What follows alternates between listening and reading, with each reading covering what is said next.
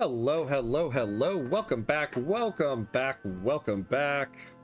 Welcome back to some more Holland Oats here in Europa Universalis 5. Let's make sure everything's working here. Hello, me. Hey, right back at you, buddy. All right, what do we got going on today, my friends? Hey, Mauricio, hello, hello. What's going on? Time for Ham versus 67th Coalition because this antagonism is 2% more than allowed. This is true. This is true. The 67th coalition. Although I do think I have a very high antagonism. I think you're giving me too much of a benefit of the doubt of my antagonism there. Hey, Just Ed Harris, what's up? What's up? I'm here for it. I love the drama. Hello, Hammond friends. Hey, how you doing, my friend? Good to see you. Good to see you. All right, let's do this. Yeah, you know, I think that's something I've realized here, that I'm a little too or I'm not taking enough care of, is my antagonism. Like, let's see, do we still have a coalition like building against us? I don't think we do at the moment. Yeah, I think we're actually kind of good on it. Okay, for now. So we can maybe try to build ourselves up a little bit here. Hey, we could go after Berg. No, let's not for now. We are working on becoming more humanist to lower our antagonism against fellow Catholics. Oh, yes, and we're increasing control down here. This is something we recently got in the last couple episodes, and it looks like we've got a pretty good tax base here. We're just not getting a lot of it. So this will help the budget out quite a bit if we can increase this here. Do we have a road? Okay, yeah, so this is connected by road, so that's good. Now, we do have some loans left. So when we get to 66, we'll pay that back. Let's take a look at the rest of the budget before we unpause. So we're trying to get inflation back down.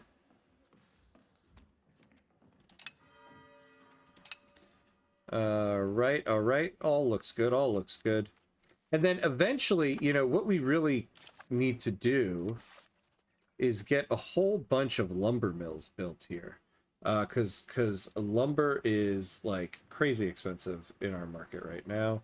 Yeah, 24% above base price, so we're gonna work on that. But I think we're ready to pause. Away we go. I'd also like to get one more men-at-arms regiment, so let's combine these guys. All right, and here we go. Oh, hey, Just Ed Harris, thank you for the 2-month Prime subscription there, my friend. Amazing. Thank you. Wait, I feel like I saw, oh, there it is. Another Hamiversary. Thanks for all the great content. I look forward to many more months. Oh, thank you, my friend. That is so cool of you. I appreciate that so much. I wish I could hear the sounds on this stuff. What do I need to do for that? Well, what I need to do is remember to do this when I'm not in the midst of a stream. That's what I need to do. All right, what do we got going on here? Let's see. Lanfranco de Saluso has announced their marriage. Oh yeah, a marriage announcement. Oh, we got a March subject type. Okay. What are we researching at the moment? Power projection.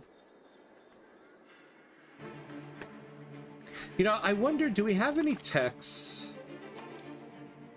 that will help us, like, with our reputation?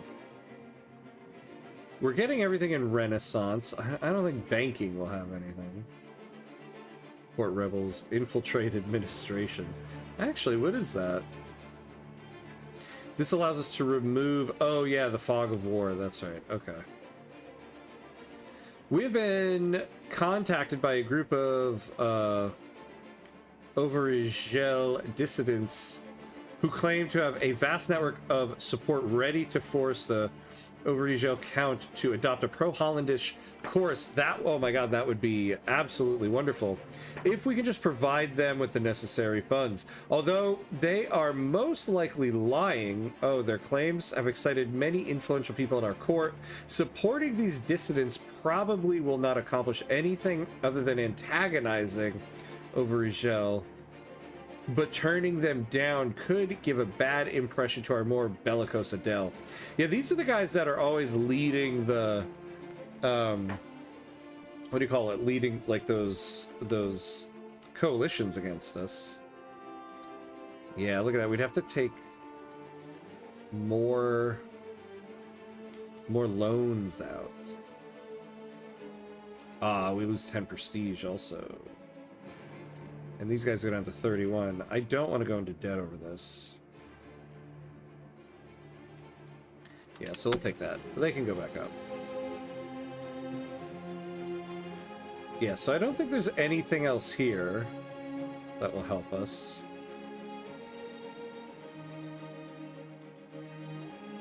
Diplomatic annexation cost. Navy influence. I mean, there is stuff here we really do need to research. Founding town cost, yeah. Okay.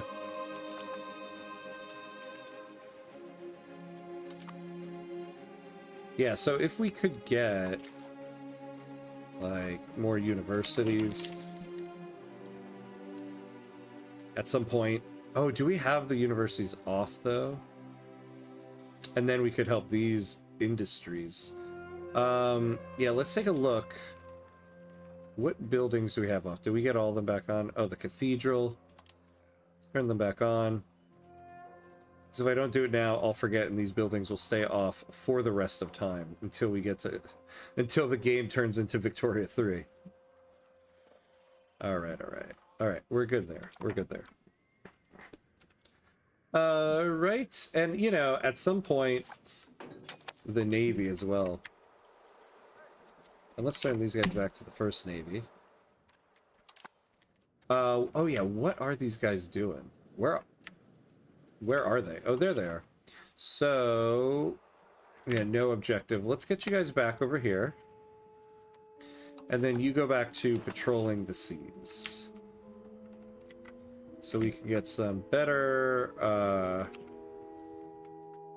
maritime presence going.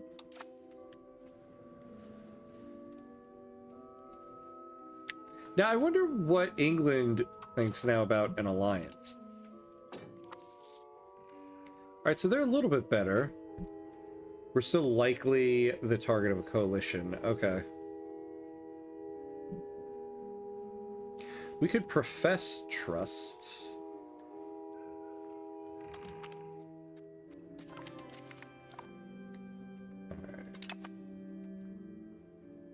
Alright, our second cousin came of age. I love that we get those updates constantly.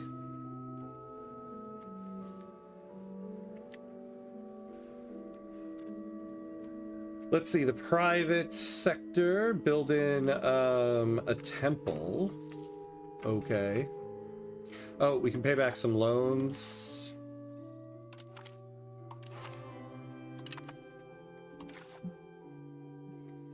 A Hollandish always pays their debts. Like the Lannisters. Alright, so we only have one more to go, so 65 ducats. Actually, what would the payoff amount be?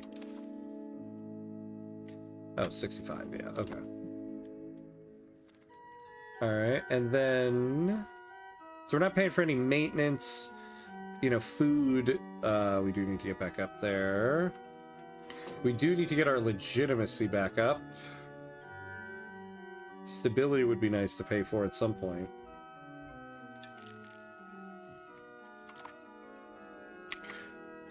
Oh, you know, the new place we got, what are the RGOs there? Sturdy grains.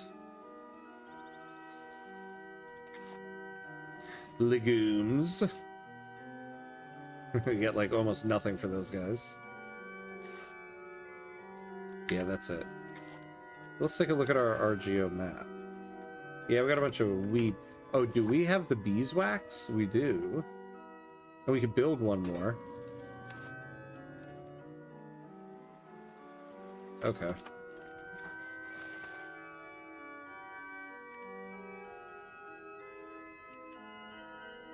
Alright, so we'll continue to get... Well, our tax base is going up there. Yeah, the graph line's going up. You can see each time a coalition started attacking us. Wonderful. Alright, so what is the makeup now of this army? So we have 2 men-at-arms, a crossbowman, 2 cavalrymen, some boom boom guys, and then the camp followers. Alright. Now, combined arms bonus, 20% infantry, light infantry, light cavalry, artillery, auxiliary. Alright.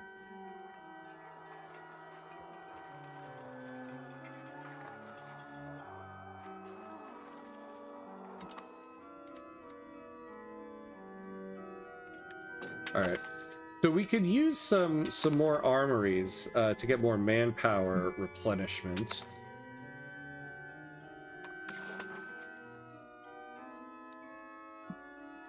So what is this? What are we voting on here?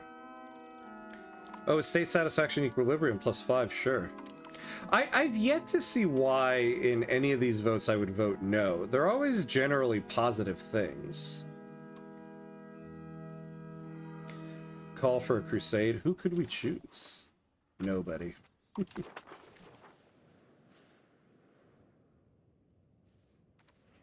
Now, just out of curiosity, what would we need to become one of these hegemons?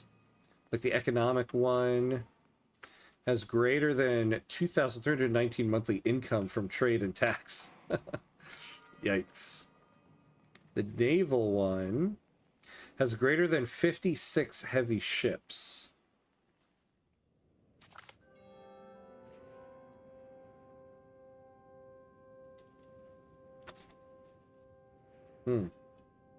Yikes. Oh, Your Grace, a daughter has been born to Duke Floris II von Vesnes. We're told her name is Philippa. Great. Now, how many kids do we have now? This guy's got quite a few kids.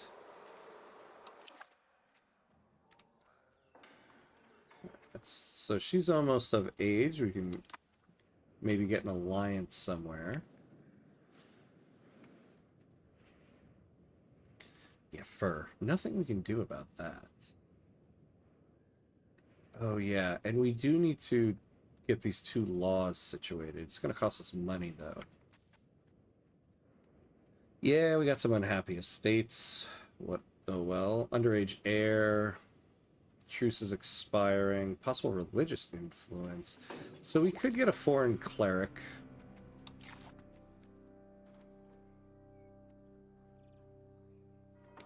What did we get here? Power projection, nice. Why don't we use it? A foreign Catholic character, the clergy with high administrative ability, medium diplo, and low middle will arrive. Oh, wait, the Giselashkin will lose 50%. Yeah, we don't want to do that. They're already pretty low. All right.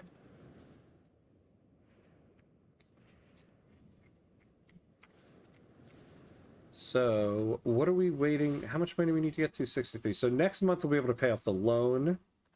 And then, I got stuck in one of these things and it's moving sliders. We're slowly getting out of inflation. How is our trade going?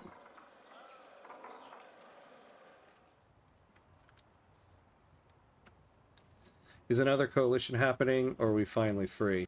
Well, there isn't one happening, though England seems to think we are likely the target of a coalition, though not by a lot. It's been much higher than this. So at the moment, I think we're okay. I think we're going to get away with not having a coalition for a little bit. I think we can finally start focusing on our economy again. We'll let some of the antagonism go down a little bit more, but I think we might be okay for a little bit. By assisting our Adel in confining the serfs to their lands, we have greatly enriched the landed aristocracy. A wealthy Adel is one that can devote time to life's higher pursuits, and the lesser sons of any house of respect will count a great number of loyal and able artists, administrators, or other men of quality among their scions. Some are quite eager to pay the state back for the service it has done to their families. One of these, Otwin von Heemskerk, has recently arrived at court to offer his services to the duchy. Okay. Thanks, buddy. Oh, we get 15 prestige out of it. That's good. Let's take a look. You know, I haven't looked at our cultures in a little bit. So what do we got going on? We're mainly low Franconian. Some Frisian, Lombard, we got some Bulgarians. That's right, we had some people move in there. But almost nobody. And then religion.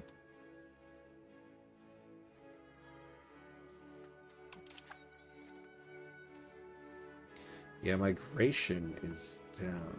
Communalism.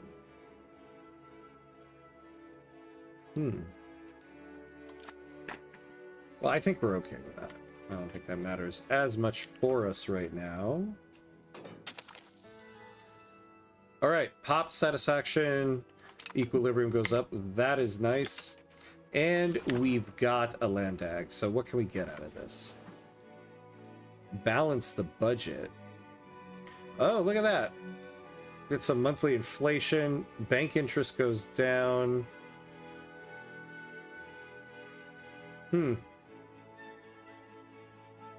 Not bad, but I don't think we really need it all that much right now. Yeah, the fish gathering operation expands. It's not... doesn't help us too much. Okay, expand our armory. This might actually be helpful for us. We'll get 2 armories at very low cost.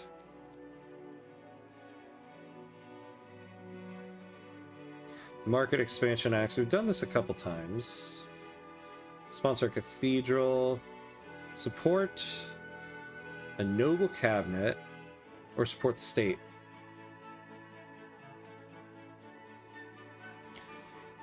Well, none of these are really screaming at me, oh, we really need this. I think we might go with the armory, because we really need to get more manpower going if we're going to expand the military. Though that means we do need to make sure we have, what's this, about 75 ducats ready for when this passes. If only balancing the budget was as easy as... Yeah. I know, right? Just move some sliders around, you'll be fine. Having a quick chat with Parliament. Yeah, that's true. Yeah, the budget here. Guys, why don't we just... Have we ever thought of just lowering inflation 2.5%? Like, just say it. It's like when Michael Scott declares bankruptcy. Just, I declare inflation lowered. And there it is. It's lowered magically. We'll call that oh my god. I was gonna say hamacomics. Economics. I don't know. I can't even do it. Fail. I failed it. All right, let's do the armory thing. Do we want to negotiate? We enact peasant levies law. What do we currently have?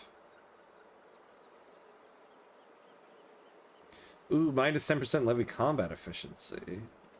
What's our current... Well, what is our current law?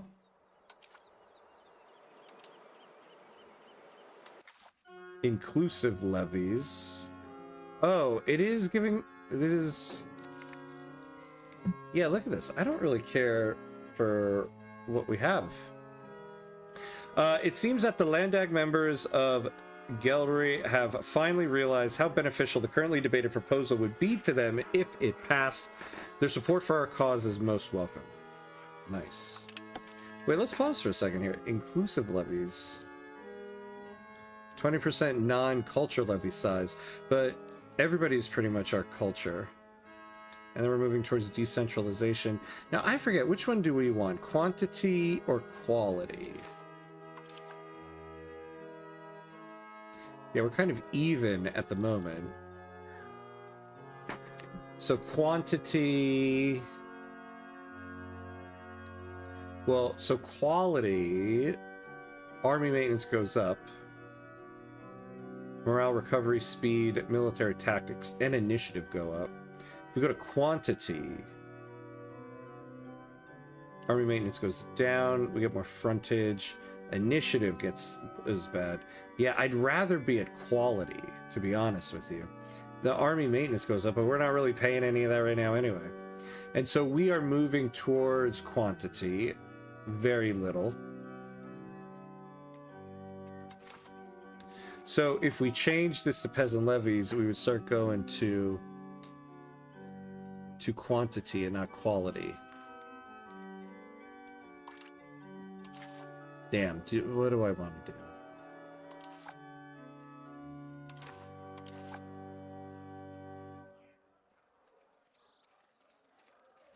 Oh wait, we're going towards quantity. Oh my god. Two words are too similar. We're going towards quantity right now. But I would rather have quality.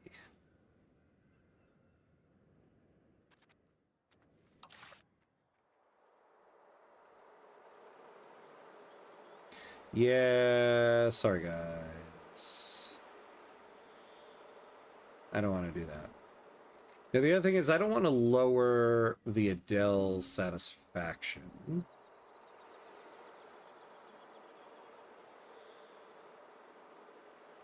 Oh, okay. Well, we lose 2.5 stability.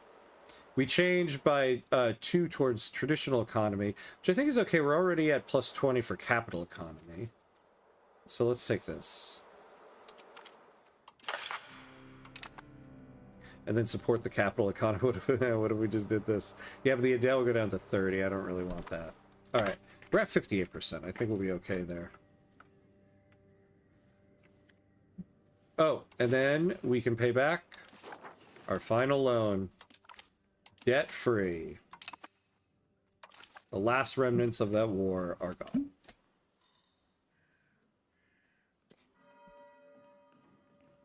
You know, I suppose, now I'm looking at it, maybe balance the budget was good, but we do need those armories. But we need to get up to 70. Oh, look at us, we're at plus 10 now. I think because control, yeah, control has started to go up a little bit here.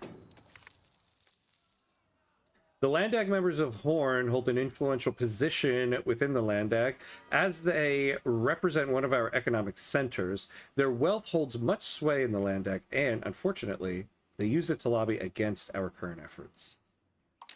Yeah, so we lose 5 support.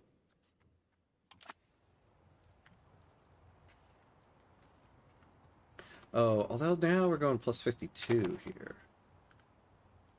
Oh, that's right, because we're getting plus 50% manpower while this is debated, so it won't be as high.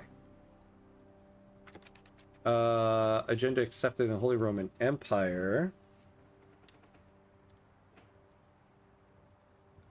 Hey, I want lessened imperial taxation.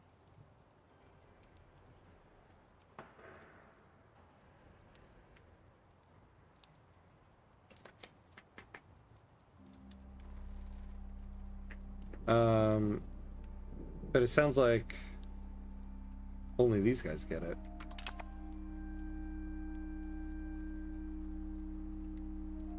Grant imperial titles. Huh. Sounds like everybody's getting stuff except us.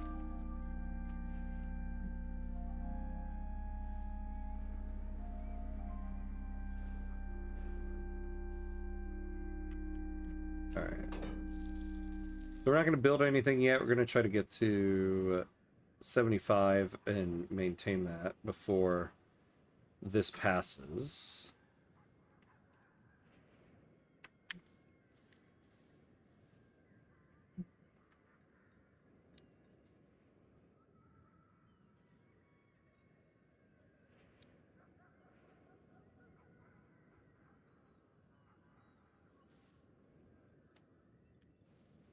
All right. God, after such an eventful morning episode of War After War, everything seems a little too quiet. Just a little too quiet. Here's the beating of the war drum. Let's see what France's opinion of us are. Join the French League. Ask France to join their French league with us, where we defend together against hostile countries. This French league has the following members: France. What is this? Can intervene in war, can enforce peace. Other members cannot become an empire.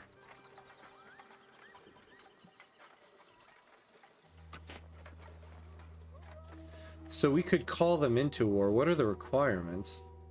Amsterdam is in Italy. Wait, so we can't do this? Okay.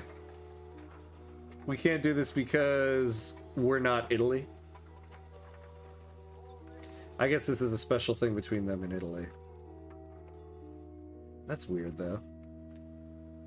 The army is in many ways the most influential internal force in Utrecht, and the members of the Landdag who come from and are loyal to this influential organization have been persuaded to vote in favor of the current proposition. Oh, excellent.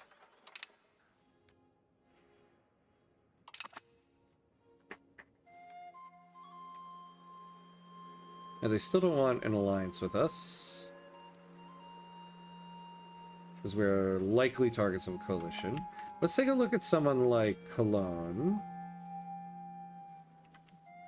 If I can find them. I can never find anybody in this mess. Well, let's take a look at them. The Duchy of Hesse. Yeah, see, I still don't really know. Where do I see... Oh, we get an alliance with them. Given its great influence over the politics of our country, it would be easy to assume that all Landdag members attend parliamentary sessions with great enthusiasm, eager to do the most they can with the power that they have been entrusted with. This is, however, far from the case. In any given Landdag, there will be some that never show up, either because they are still enjoying their estates in the countryside, or because they decided to partake in the many joys of the capital. The problem has grown more and more lately, and we fear that foreign dignitaries are laughing at us behind our backs. We could find those who are absent during the debates to increase attendance, but of course these members of the Landdag would not take very kindly to that. Ooh, we gained 111 ducats, though. Oh.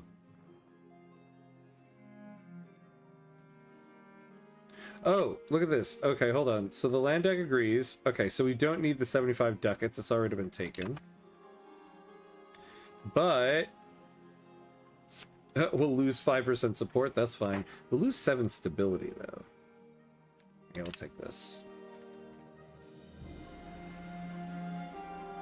So we can... Hold on here. We can form a defensive league. Oh, with Hesse. Sorry, I thought this was still France.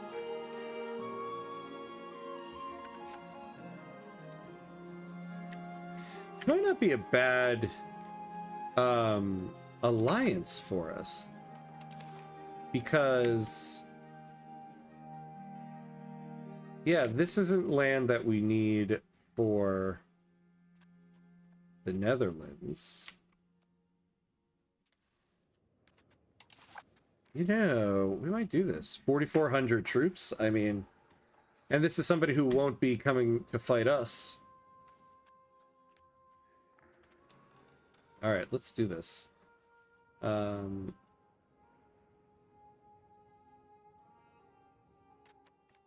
Although, if we do it defensively, like, so what? How much diplomatic capacity?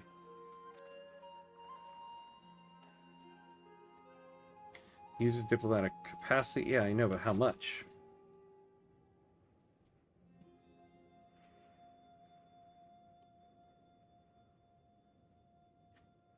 I imagine a defensive league would be less than an alliance, right?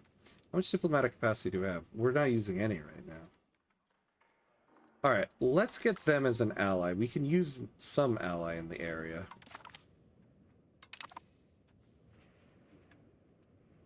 Yeah, that took almost nothing. Okay.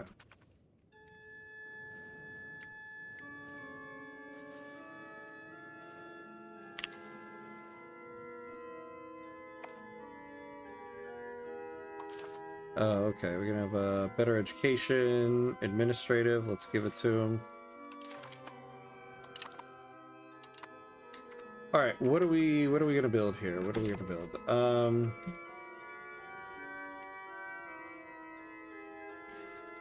We could use another military unit, but I'd rather build. Oh yeah, yeah. No, no, no. We're gonna start building some lumber mills here. How much do they cost? 44. We'll build one more. There we go. So we're building 3 armories, or 2 more actually, and then 2 lumber mills.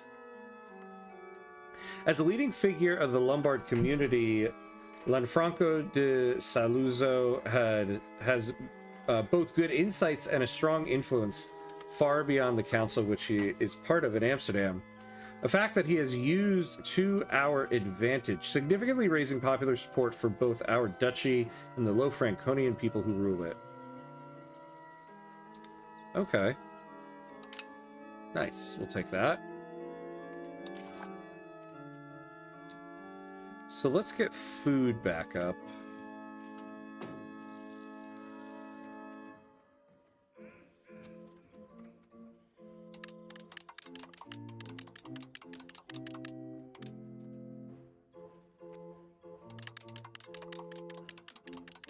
I would like to get this to at least half a point, because we got to get our legitimacy all the way back up.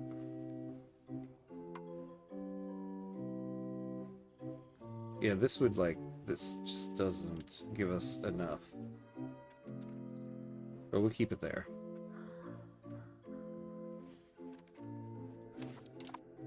Now, you know, we haven't been able to really take a look at our market in some time.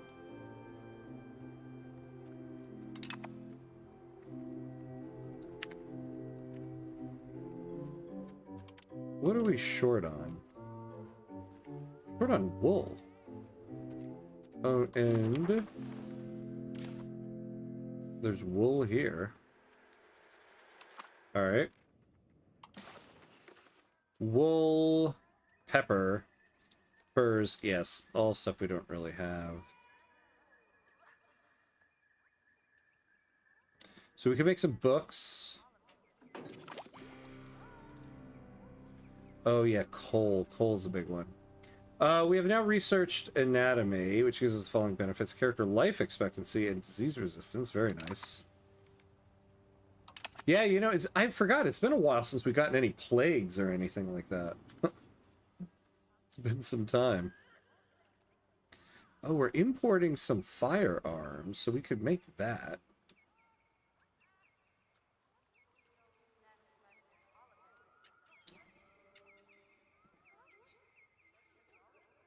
Yeah, so we do have quite a shortage on wool. Couldn't we make that in some of our rural areas? Yeah, the sheep farms.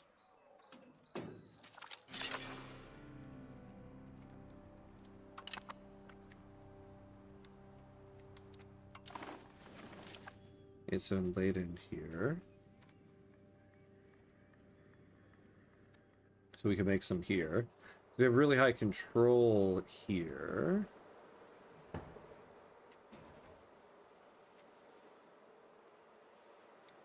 Yeah, market village. I keep forgetting to... these market villages are nice to build. Because you do get a little bit of trade capacity. Yeah, look at that. We get 0.3. So, but they have no maintenance costs, unlike the marketplaces. So basically, if we built like 3 of them, we'd get pretty much a single point of trade capacity. How much do they cost? Oh, Lane has too many buildings. Okay, let's take a look at this. We've overbuilt here. Uh-oh. It is clear to us that Alphonse von Rotterdam has proven to be an excellent appointment to our cabinet, doing valuable work for our duchy. We are lucky to have such a fine minister in our employ. Nice, okay. We'll take that. So we can have 24 buildings here. We have 25. So if we got the development up a little bit more.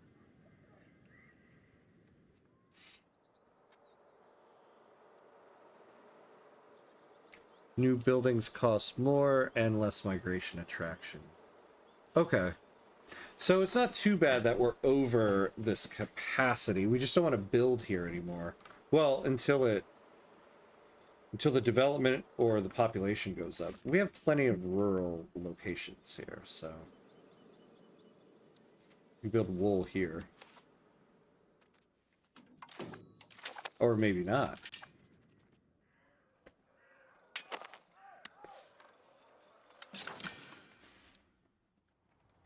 Yeah, we have 2 here. Oh, did I just miss it? Yeah. No, it's a market village. Oh, there it is, sheep farm. Alright, how much do these cost? 47. I mean, well, it's not very profitable. Yeah, that's true. What am I doing? All money should be going to logging camps. Not logging, lumber mills.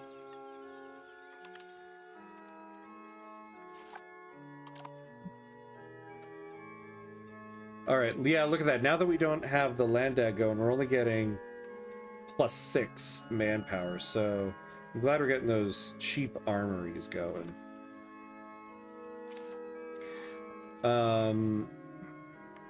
Increase control. Yeah. Too bad we can't do urbanization here and get pops to promote quicker. Oh, look at the control up here now, though.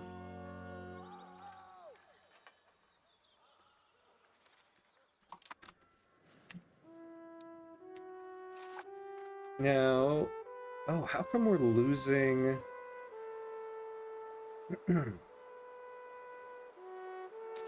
Why are we losing the court assembly? The court assembly of the Holy Roman Empire has decided to pass Roman month. All members transfer ducats, 5% of yearly income, to Austria. Every non-leader member gains a modifier for 10 years with the following effects: Imperial contribution cost modifier, Imperial treasury contribution cost modifier. Huh. What?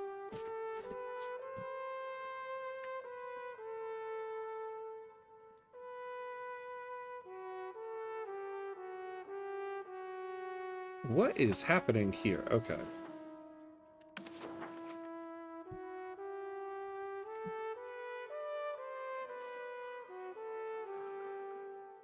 Now, what level are we at?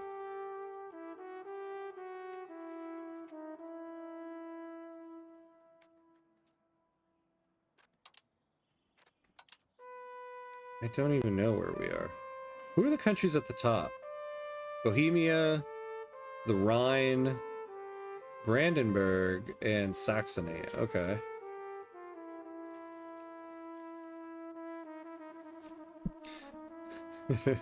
Damn. Suddenly I don't like this whole Holy Roman Empire thing. Yeah. You start taking my money. You start taking my money, you lose my support. Nope, that's not us. You know, it really looks like our flag.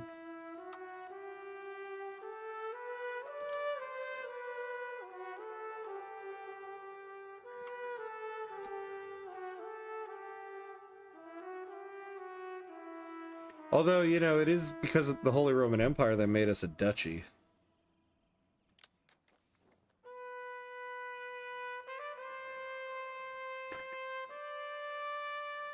Well, okay.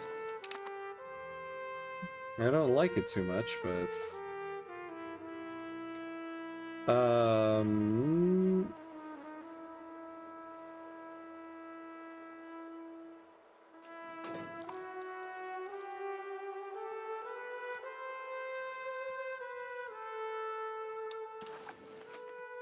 Alright, so my daughter here can get married. Ah, we get somebody in Brandenburg. Get somebody in Austria.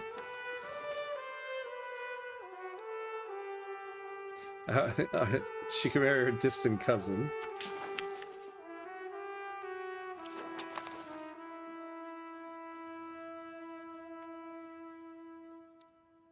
I suppose at this point, everybody's our distant cousin. So we could have her get married to the heir of Brandenburg. That's not bad, right? Heir Lubomir Horn. Let's do that. That'll give us 5.74 prestige. Huh, I wonder why they get more prestige.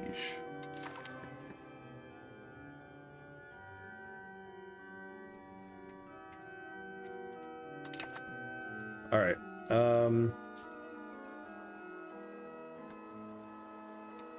yeah, we haven't upgraded our boaty boats in a while.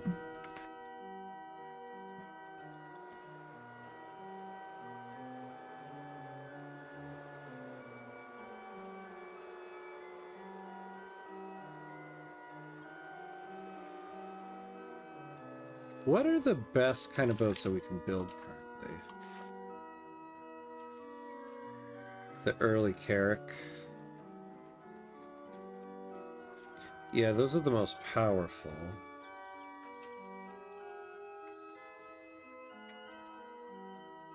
How do we upgrade ships, though? Like a Hulk. It's a oh, that's a transport.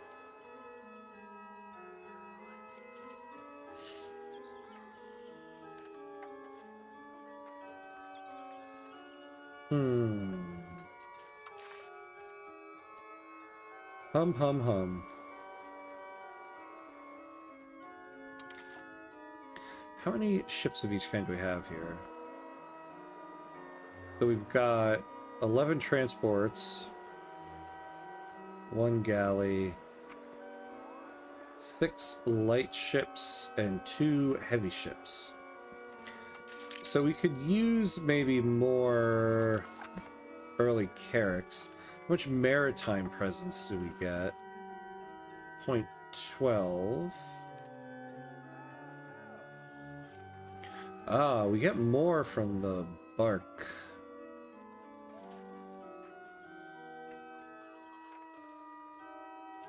But we get much more firepower with this.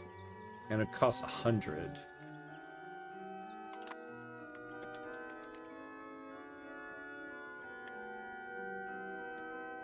Alright.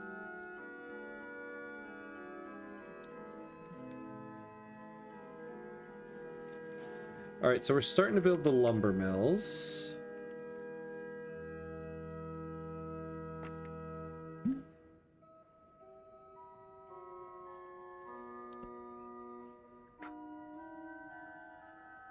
Not bad at all.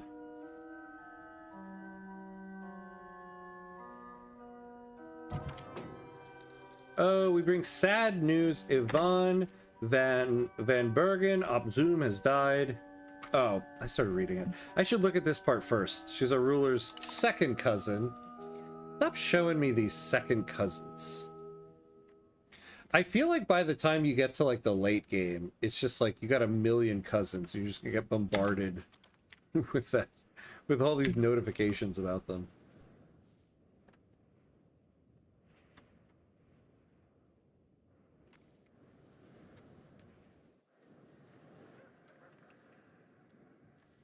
All right.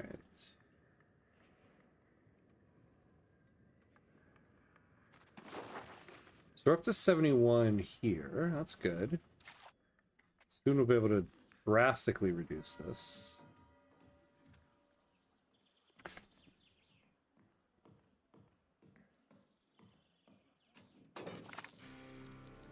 Yeah, yeah, we're not paying enough maritime navy maintenance.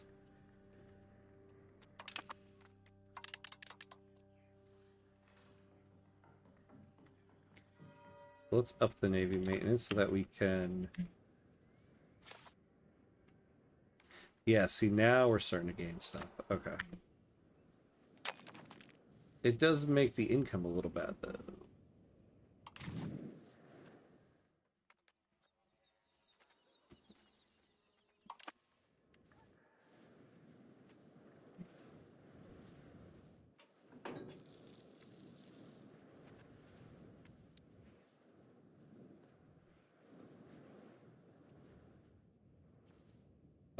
Oh, you know, okay, when we get another diplomat, we should start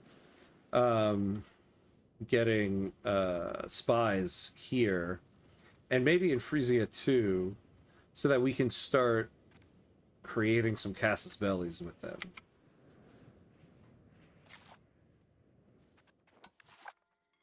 And Brabant.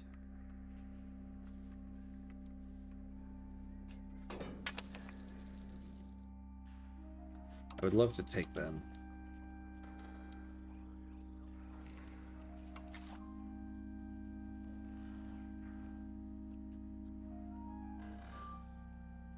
Oh, we can get a destroy enemy here.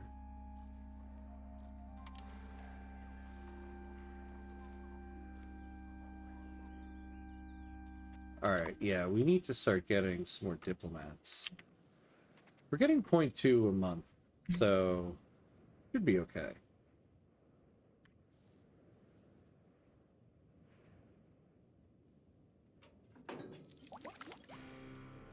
Alright, culture capacity.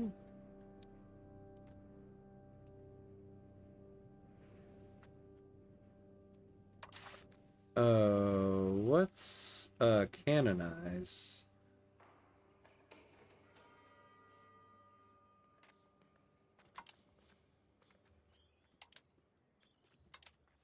Wait, what?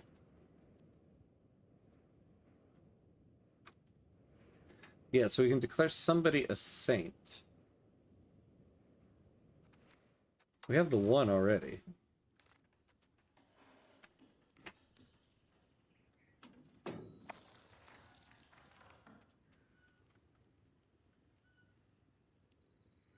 Okay, we do Floris Ivanovesnes here. 1405. The Von Brederers, I remember them. Well, yeah, let's do that.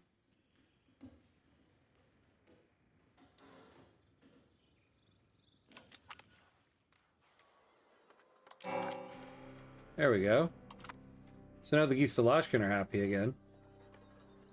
Conflicts and protests with the Boreen over taxes, landlord cruelty, expropriation, serfdom, and customs policies have recently become even more frequent than usual. If we do not manage to solve the problem soon, the consequences for our nation's stability could be dire. I don't want to go into debt. Yeah, the Borean, you're just going to lose 10% there. Alright, we got another saint. So now that we're paying for Navy maintenance. What are naval supplies in our country? Oh, they're pretty cheap. Okay.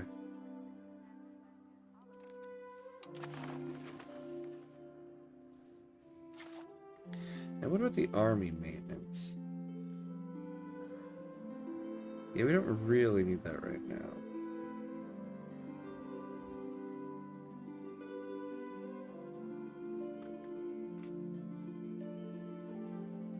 Ah, we can lower this now.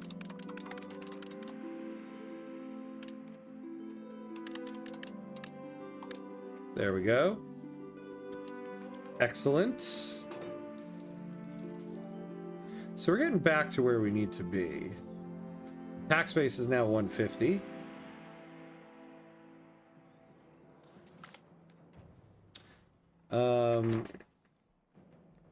Auxilio Cacianamisi, a political exile from the Republic of Brescia, has appeared at our court. He's offering his services to the Hollandish monarchy in return for protection from the Brescian consul. Should we take him in? He's greedy. He does have some good stats. We'll gain 10 prestige. That's not bad. Yeah, let's do it. Look at us, up to 93. This is like the highest I think we've been.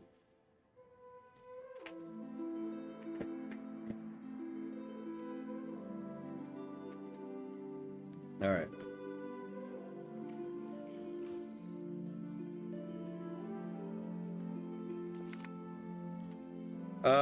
That guy was thankful for being granted asylum in the Hollandish court. However, he has recently drawn attention to the fact that there are many other Brescian notables in his position, men of great wisdom and influence, he insists. It could be useful to allow them to join our court should we wish to step up our opposition to Brescian ambitions. Are we trying to get any institutions from Brescia? No, we're not. Okay. Yeah, let's do it.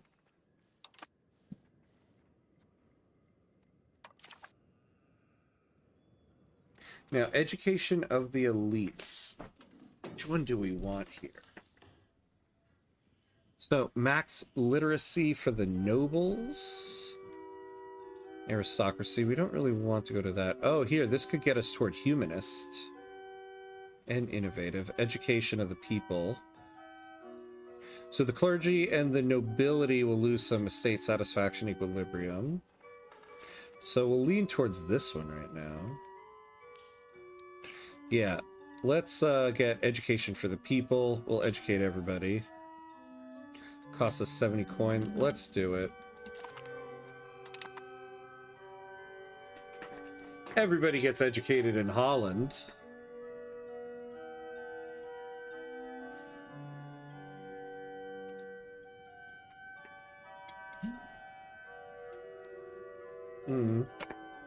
We have a diplomatic action.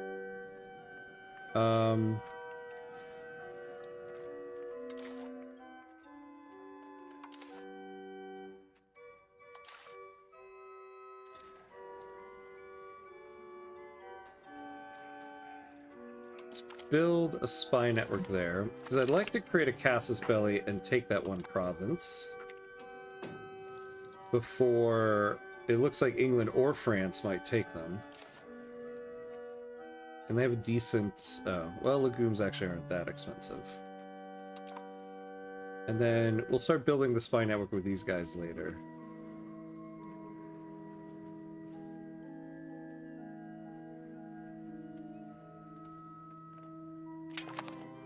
Alright.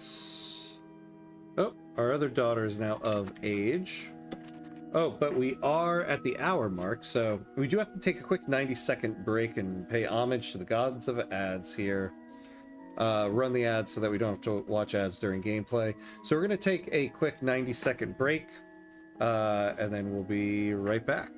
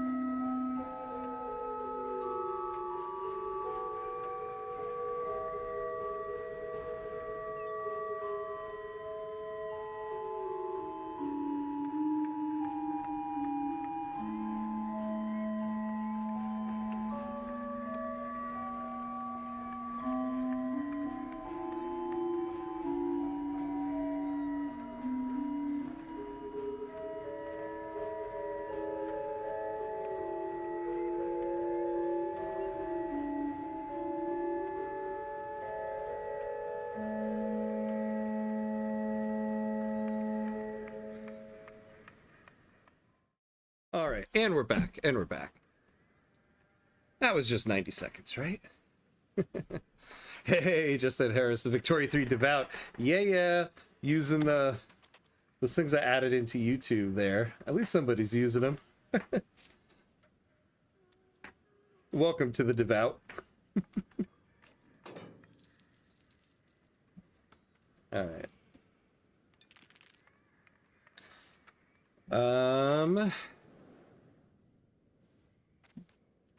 So I keep thinking, oh, what's the next thing I'm going to build here? But honestly, it is just these lumber mills.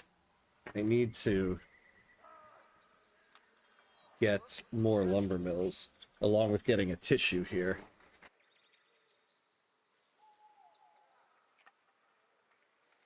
Use me. All right.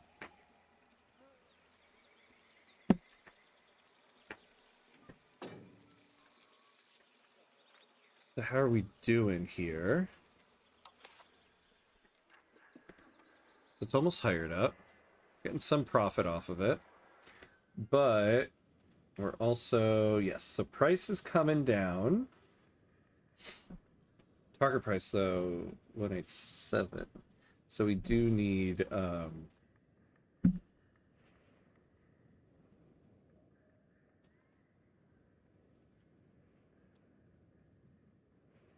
So we need that. We also still need iron and coal. Have you thought of colonizing your stomping grounds of New York by creating the colony of New Amsterdam? Maybe in this timeline, it won't be ceded to England and undergo a name change. That was one of the reasons why I wanted to play as Holland. I want to do that. That's why I really want to get the New World institution, but it's really not spreading to us. Even though, you know, we are trading with Santander. But yeah, that is absolutely a goal. Absolutely. And keep it as New Amsterdam. Yeah, so iron is super expensive. So is coal. Like, we need to work on both of these things. It appears that Ludwin von Brabant has recently represented prominent members of the Burgeresian court, earning them favorable results. As a reward, they have made a generous donation to our coffers. While this monetary benefit will surely further our wealth, our advisors are eager to suggest countless ways to properly invest our newfound coin. All right.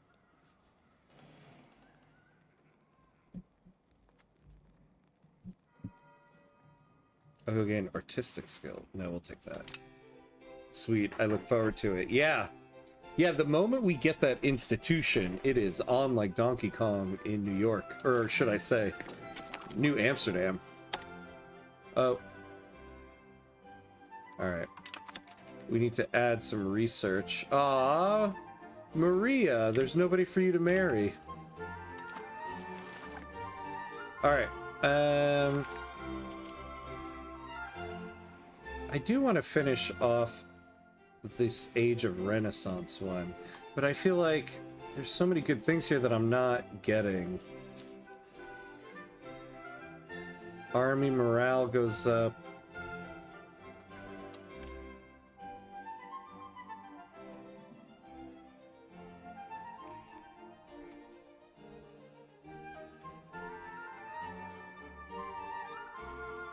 Come on.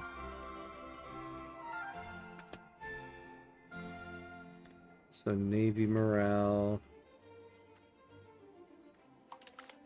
Well, yeah, let's do that. I don't know why that would be under professional armies, but... Now, wait, how do we not have the Hulk? Because we have ships of that type.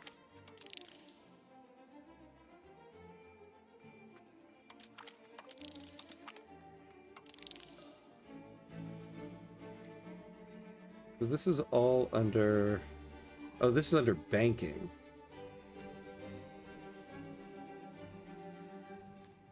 Well, let's finish off professional armies.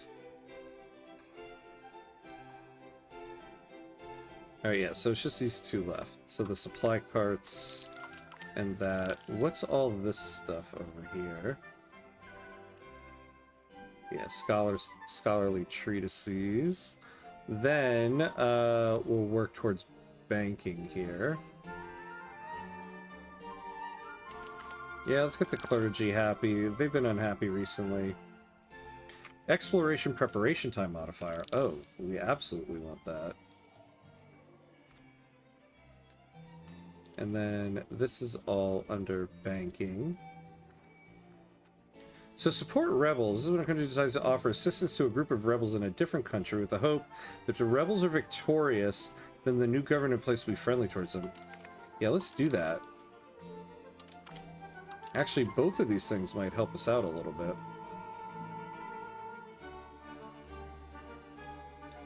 Alright. That finishes off banking. I think we're done with Renaissance. Yeah. And then some of the random ones over here we didn't get. Oh, war with no casus belli, minus 10%. We will take that. Oh, nobles estate satisfaction, equilibrium, we'll take that. Supply limit. Let's just get through all this stuff.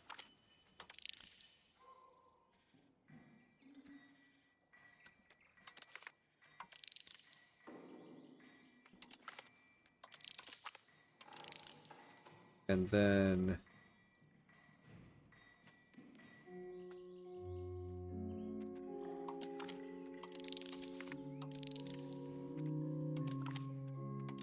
there we go. Oh, and then the last two. Oh, fort limit. Alright, that'll finish off the Age of Renaissance there.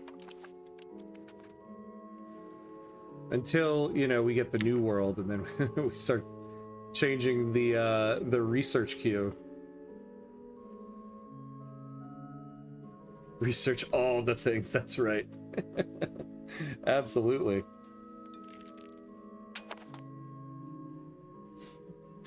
Yeah, intelligentsia more.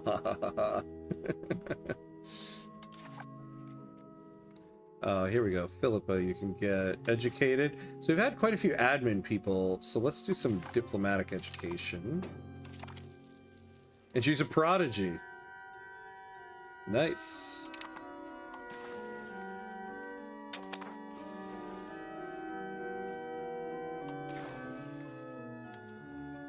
What's this one about?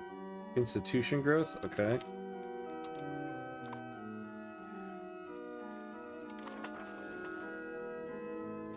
Alright, we got some Monies, but yeah, we're just gonna keep it going here.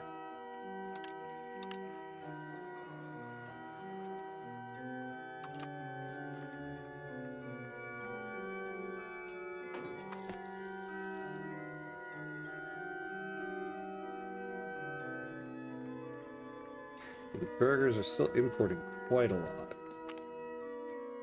Holy Roman Emperor Ferdinand von Habsburg has passed away recently. Now the Prince-Electors and Archbishop-Electors are convening in the Electoral College. Who shall ascend next to the imperial throne?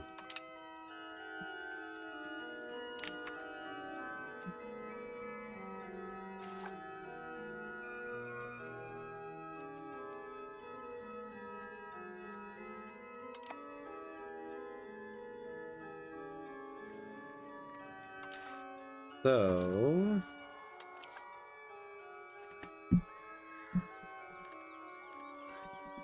yeah, see, the thing is, we're really far off from getting any of these guys. We just need to get a lot more income before we do this. Yeah, raises the payments on us and then dies. Like, thanks a lot, buddy. Ah, oh, God, here it is again.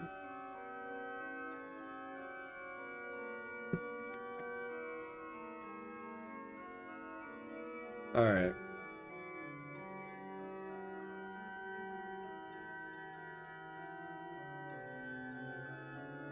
See, where on the country screen here can I see their antagonism towards us? Oh, here we go.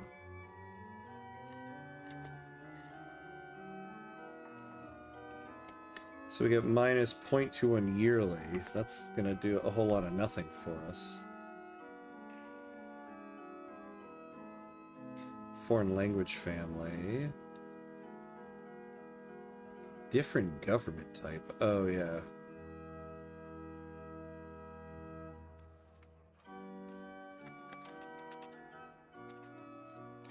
Alright.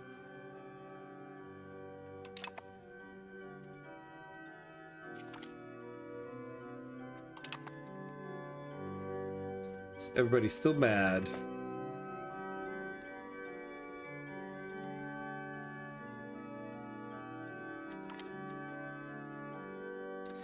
Several members of the Adel have come before Duke Flores II von Avesnes with a proposal. Desperate for more lands and titles, they look with envy towards the Gistelajkin, who own considerable land. They ask that we transfer church land to them in return for a large cash contribution to the Duchy of Holland's efforts.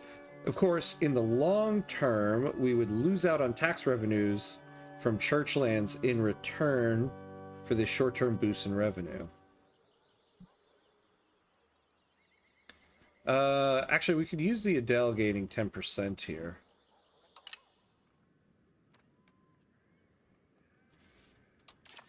Alright, so there's 2 people in this organization.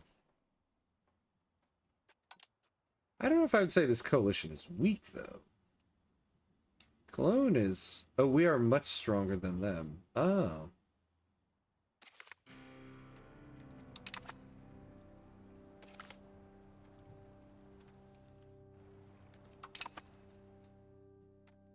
Four members.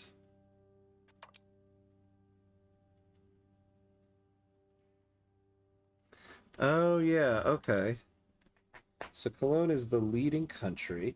So when we get the diplomat, we can let's start working on improving relation with them.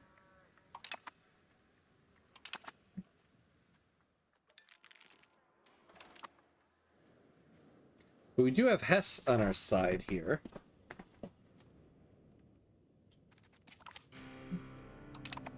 God. It's like they all get bored one week and they're like, hey, you guys want to join that coalition again? Yeah, let's get the band back together. And just piss and moan about Holland.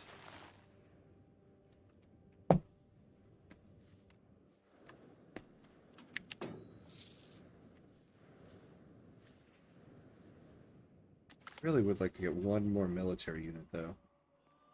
Our eyes and ears in the county of Overisel.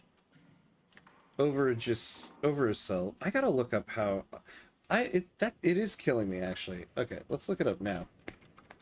How to pronounce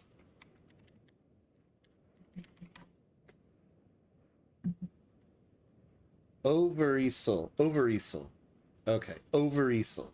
You know, now that I read that, it looks like it's so obvious. Our eyes and ears in the county of Overijssel report that they have taken in many of our duke's political enemies who had previously been exiled from the Hollandish court or choose to seek opportunities elsewhere. They are now pushing for strong action against the current Hollandish regime and are providing active assistance to the Overijssel count towards the achievement of that aim.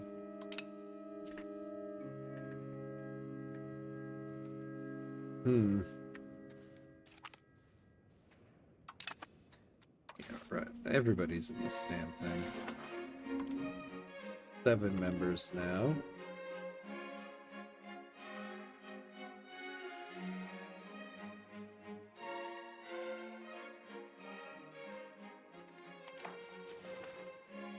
All right.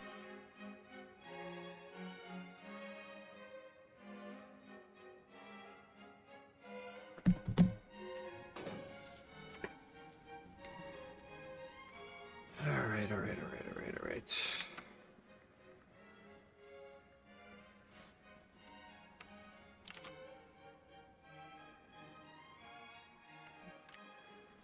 Because we got quite,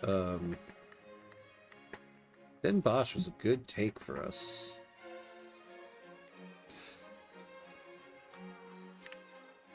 So New World is not spreading in most of these places. Oh, look at printing press, though. How are we with printing press? 10%, okay. Institution growth.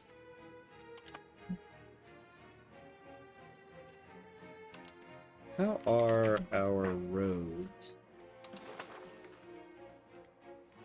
So we actually have a pretty good road network going.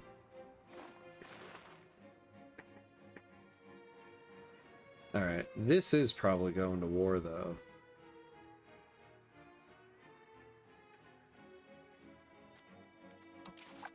Unless we can cool things over with Cologne, which I don't think we're going to be able to.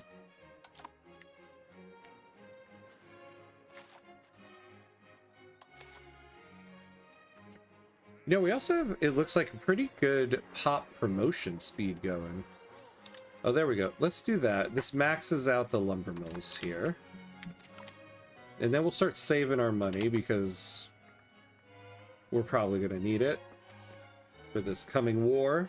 It wouldn't be a Holland Oats episode anymore if we didn't have a war resulting from a coalition against us.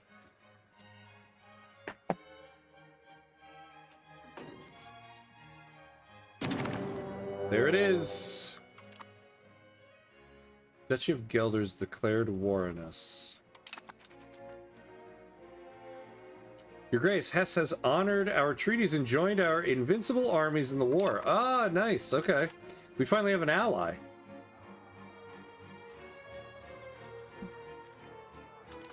Alright, well, raise the conscripts. Or levies.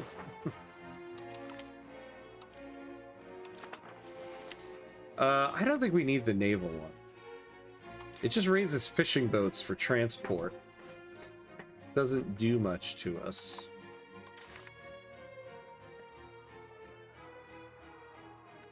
And it looks like...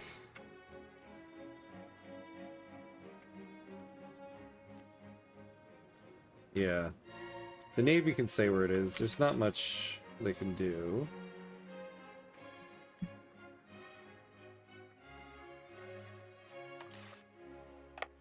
Let's bring these guys down here.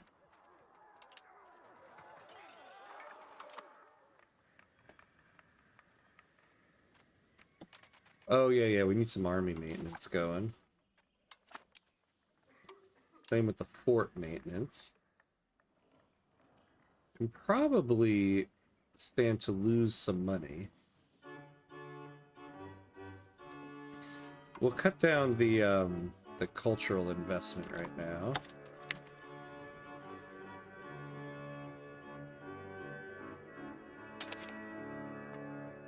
Oh.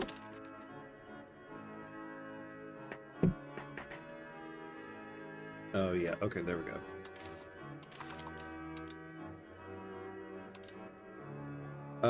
So everybody...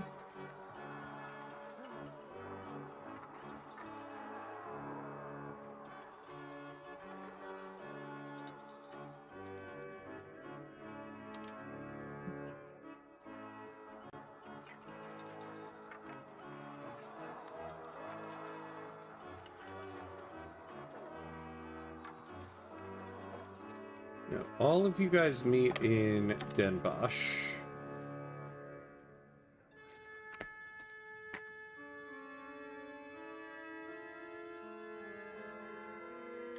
Alright. Now, how do I want to do this? Actually, I'm kind of thinking, let's keep the levy army back home here. And this army is very powerful. I might just send them on their own throughout. So let's get somebody leading here. Yeah, army movement speed. Let's get that guy up there.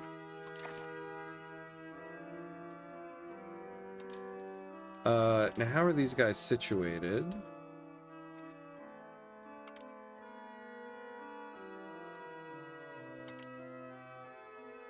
There we go. That's pretty good.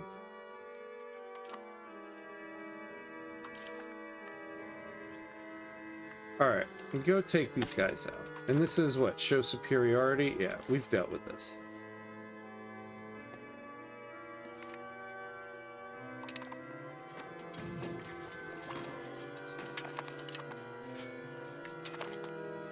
Alright, we won.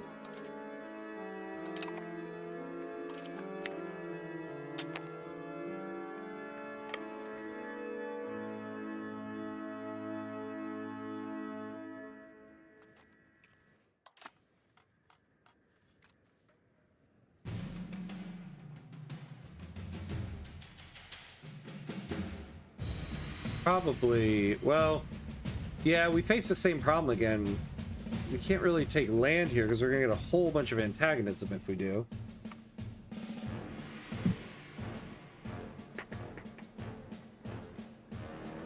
Why did these guys separate?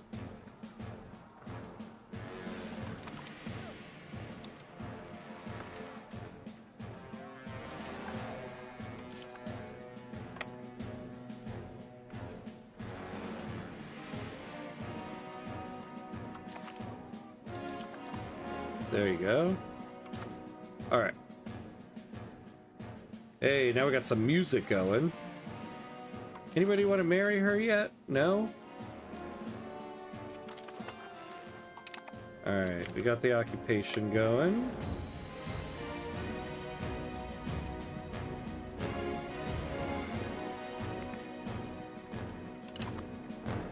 The second war of the anti-Holland coalition. This is like the 87th war of the anti-Holland coalition. I was wondering why they separated as well, but I thought maybe you use some lightning fast hockey combos, and I figured I shouldn't ask. No, I've been noticing that the previous episode too, that sometimes some of the units split off. I don't know why. Strange.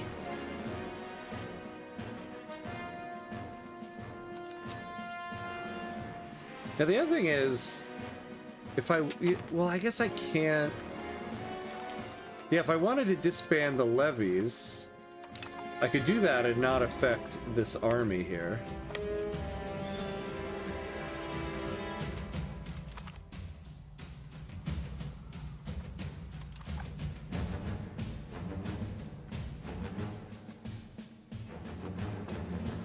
It's been so many coalitions, the historians lost the count yet, where they think they happened so often it was all part of a single war.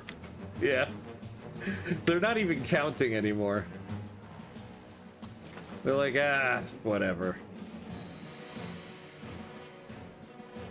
Oh, maritime. Oh, look at this. Yeah, vote yes on that.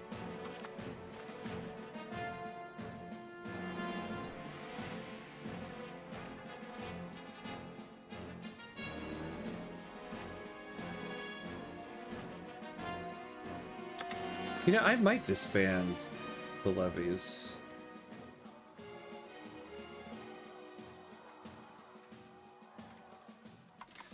Yeah, send them back to their farms. Look at that. We don't even... We just need our standing army.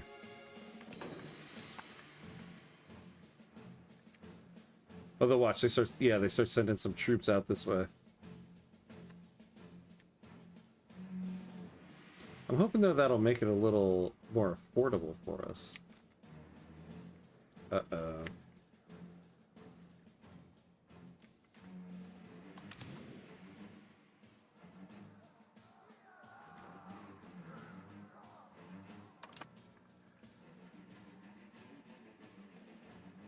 I kind of want to just go defeat that army first.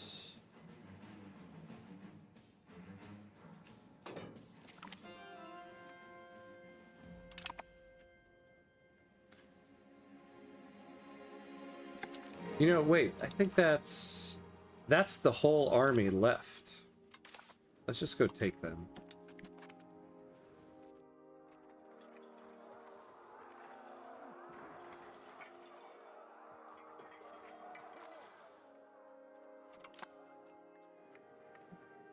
Yeah, go take them out. That'll get rid of the rest of their troops.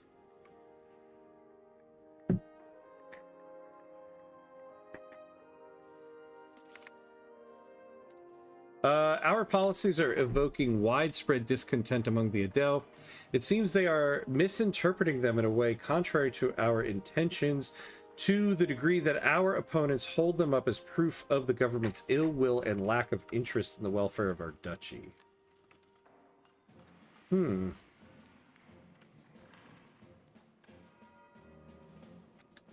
Yeah, let's lose the satisfaction. That'll go back up. Whereas the prestige will not.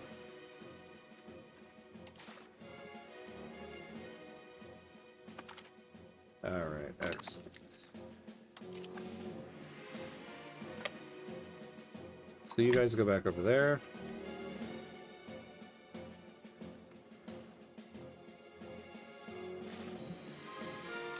Alright, so now over here...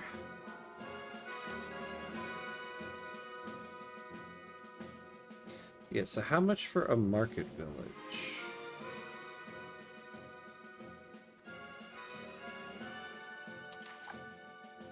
I'm excited for the combat changes in 1.2. Light and heavy infantry. Finally, a meaningful distinction between archers and footmen. Oh, nice. I compare the combat stats between units and I'm like, they're equal. That's what it feels like, right? It does kind of feel like there's not a lot of variance.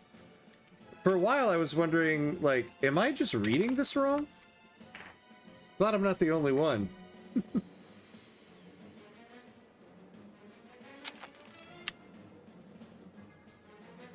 Alright. Yeah, the bog iron smelter...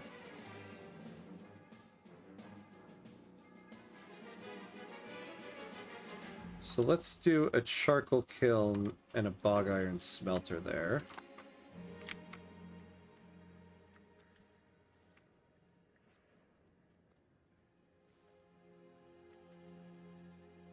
All right.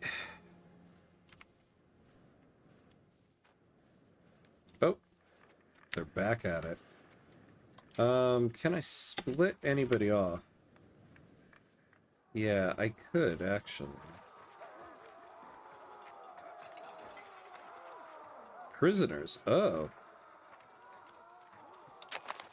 So let's take one of the men-at-arms. The supply convoy.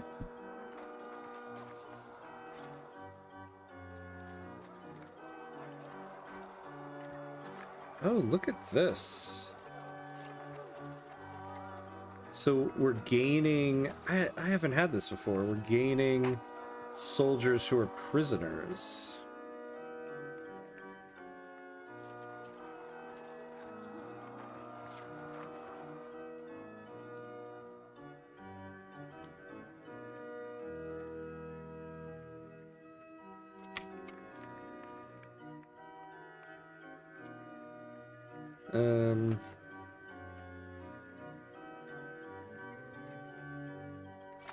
Nah, I won't split them off. See, what I worry about is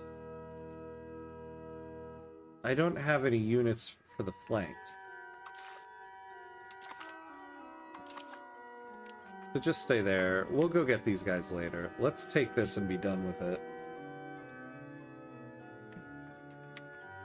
Yeah, I gotta read up on... I gotta read the Tinto talks. I'm a little behind on them. So I can hear about, like, the changes for combat and everything. Man, I can't wait for the summer to start, and I can start focusing more back on content and dev diaries and stuff.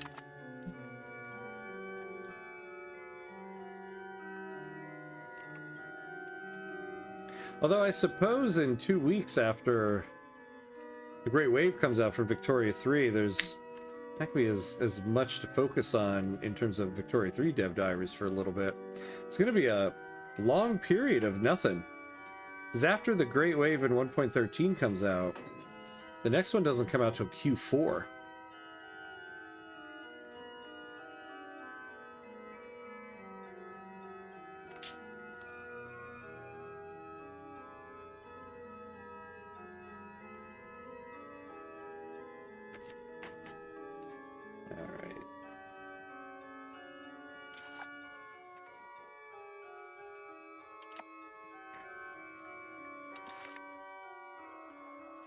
Yeah, this is like their only army.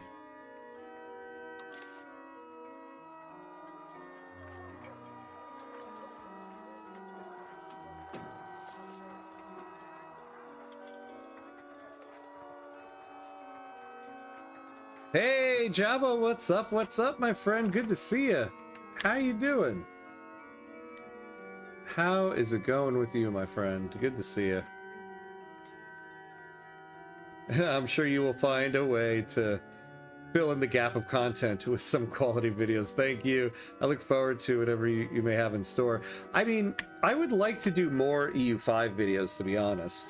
The problem is EU5 is just like in flux so much that it's hard to do videos.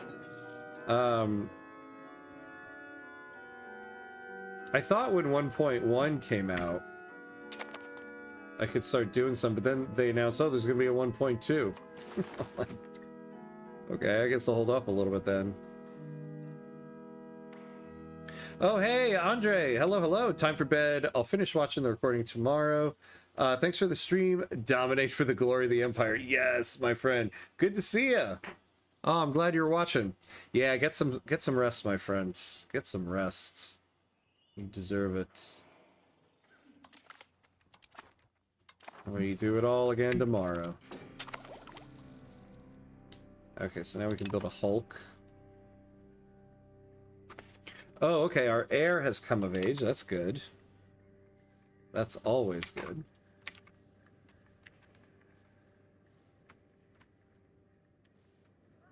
See, you guys should split off and, like, go defend your land. Like, what are they doing? I'm good. Man has a full week rest, and boy, did I need it. Oh, nice, nice. Wait, did you, this week was the full week of rest, or you have a full week? You had a full week. Okay. Had. Very nice. Well deserved. Well deserved. I hope you got some rest.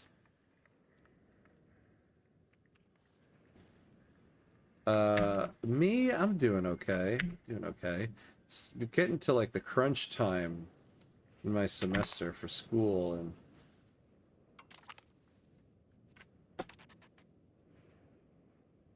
boy, am I starting to feel it. They want an offer of peace. They will give us 32 ducats. Disallows members of the coalition to form another one for the next 15 years. I think I'm just going to take this. I'm not going to take any land with this casus belli because it's going to give us a ton of antagonism. I'll take the money, no coalition. We can go back to, like, building up our country a little bit more. Let's do it. Anti-coalition treaty given. Very nice. Room has given a pledge to not join any coalition. N. Bentheim, Trier, Hamburg, Lübeck, Hansa, Cologne. Ah, yes. All the guys. Thank you, thank you. All right, so we have 15 years of no coalitions. Oh, happy day. I don't have to deal with that nonsense for 15 years. Okay. Coalition disbanded. Oh, but Frezio wants to. Well, hold on. So they pledged not to form a coalition against me for 15 years. Is now the time to, like, go take land? Because there's going to be a lot of... there's going to be 15 years for the antagonism to go down? Does that make sense? Big idea. Play the Ryukyu Islands when the Great Wave comes out. The small islands close to Japan, yeah, and China. They're perfect for ultra tall game. They're gonna have a bit of content. Yeah, that's true. I am gonna play as Japan though. I'm kind of I love Japan in the game, and now with all that content, I can't pass it up. But that doesn't mean the next one won't be the Ryukyu Islands. You know, there's also going to be a big map change for Australia. So I'm starting to eye up Australia for a run. I know spring break was always a super big deal in the USA, but I never knew why. What happens after spring break? Yeah. You know, I can tell you what happens after spring break. Every spring semester, when we come back from spring break, I always feel like there's less students in the classes the rest of the semester. I just feels like there's also less people on campus. I feel like there's a good number of students who just don't come back to school. Now, I don't know if that's true. It just kind of feels that way. But also, my school does a very late spring break. Like, we just finished our spring break last week. So it's always so weird. We have spring break, and then there's only like 4 more weeks of school. So I only have about 4 more weeks left. With the time gap between the Great Wave and the next content DLC, you're going to have plenty of time to do both series. Yeah, right? I'll do Japan, I'll do the Ryukyu Islands, and then I'll do Australia. I'll just get the whole Eastern Hemisphere there.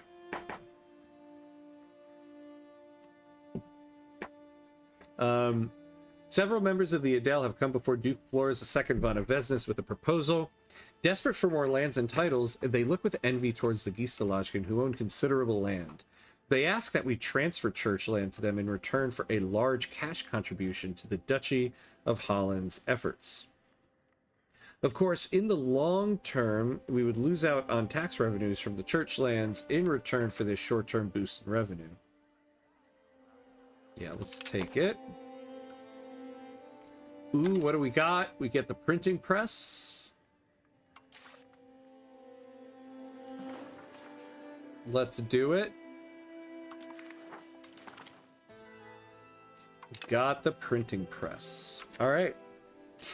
Now wait, what's going on here? Oh, yeah. So we can bring this back down. We can bring the fort maintenance back down. What are we at here? 99.9?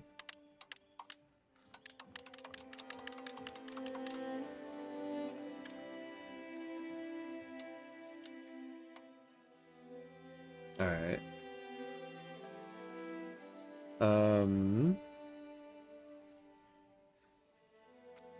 What else? What else? All right, I think we're good on this stuff. Building lumber mills, building bog iron smelter. Honestly, too, we should build some fish. I mean, it's the only RGO we really have left to build. So let's build another one. Oh, and so let's look at what we can research now. I mean, we still got a lot going there, but I'm kind of curious now. What do we got with the printing press? I watch so many people playing in faraway places in this game, like Native Americans, that seeing you get the printing press as soon as it appears feels surreal. I want to do a stream as Native Americans, but I think we're a little far off from that one. Max literacy, promote institutions, diplomatic capacity, spy network, monthly diplomats, so a bunch of diplomat stuff, jewelry output. Expected cost of court, crown power. Oh, paved roads. This is a big one. Proximity cost minus 25. And cabinet seats. You know, we really do got to get down to that. Lumber output plus 50%. Oh my, oh my, oh my.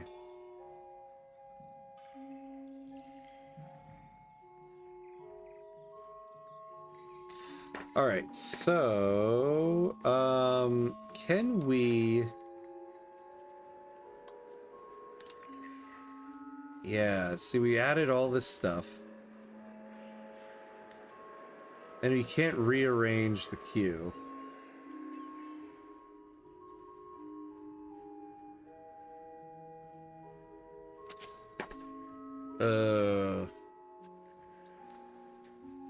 You watch Dairuka as well, don't you? I think I've seen you there. He was on a Native American kick. Oh, I think I missed his Native American ones. I'll have to go back and watch the VODs on that. We definitely need more people playing as Native Americans, but I get they're pretty underwhelming to play right now without future DLC. Yeah, I loaded up a save with them offline just to take a look at, see what it looks like.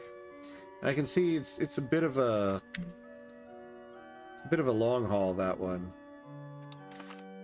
All right, so let's look at the printing press here. We want to get that lumber output.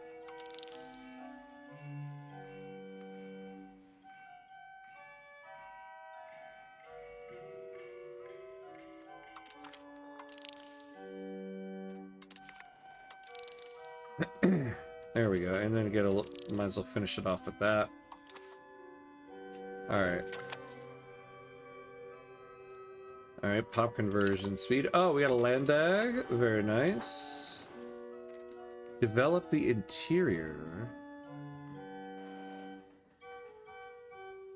Urban buildings costs. Okay. Increase our control. Oh, we get the counting houses. This is a big one. And we get them for cheap. We will need 300 ducats, though, which we won't have by the end of this. Sponsor a trade expedition. +4 trade capacity for 10 years. And we get progress toward plutocracy during it.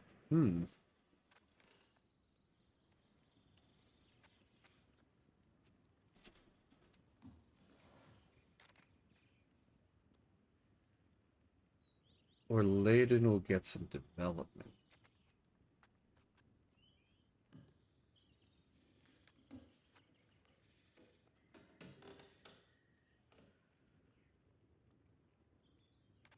I feel like I should go for the development. And urban buildings cost. I feel like I should get an urban building while I can. Well, we'll do this.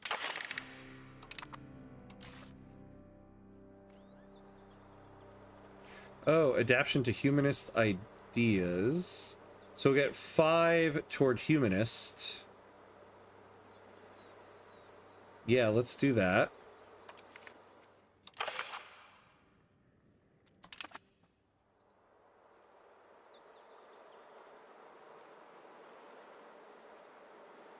All right, that's good for now. Like, I don't know if it's fixed yet, but the Incas in game live in the peak of Arctic mountains when they lived in the middle valleys, meaning they starve all the time, even if they fix food supply in real life. Oh man. You have 100 years of research queued. I know, right? The research queue emptied out and I just loaded it up.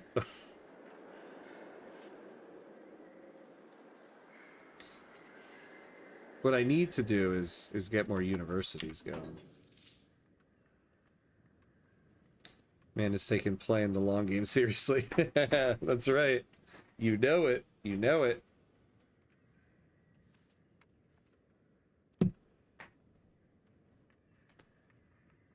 All right. Oh, finally, some people want to marry her. Who can we get in Sweden? Ah, the Crown Prince. All right, let's do that.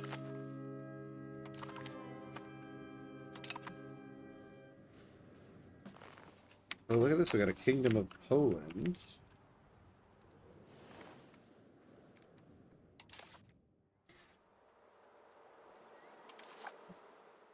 let's see. What if we wanted to become a republic? What would we need? Oh, our burghers, yeah, need more estate power and more plutocracy.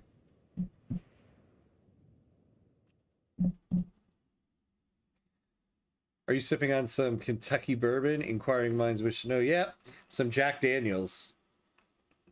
Although it's almost empty here, I need to get another one. Oh, yeah. Next break, I'll get a little more. But yeah, doing some Jack Daniels. The classic. You can always count on some Jack.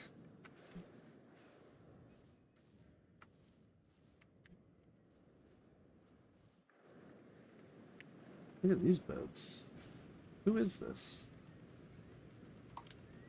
Whoa, that's England's flag? Look at that flag. That's pretty cool.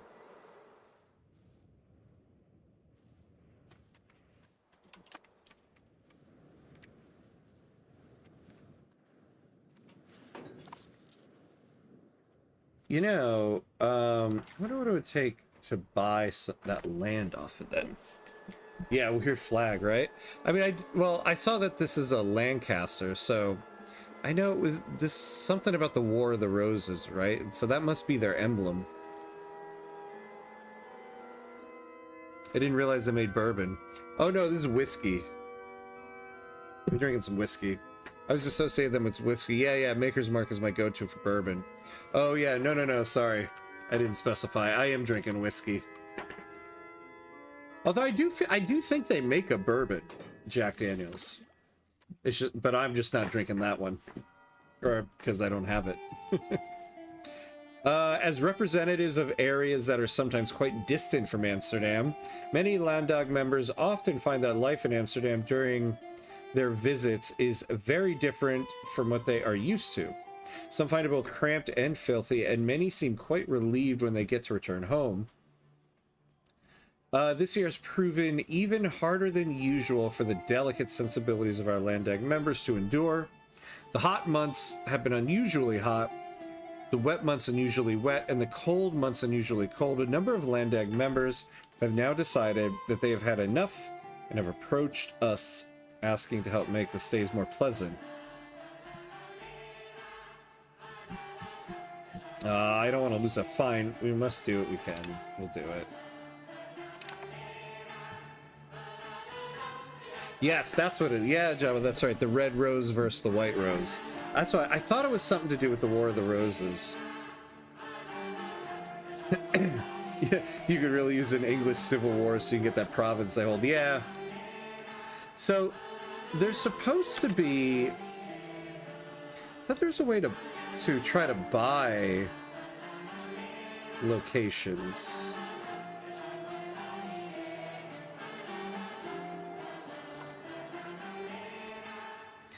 Yeah, buy locations. Oh, we need a diplomat. Yeah. Now, where's Brabant?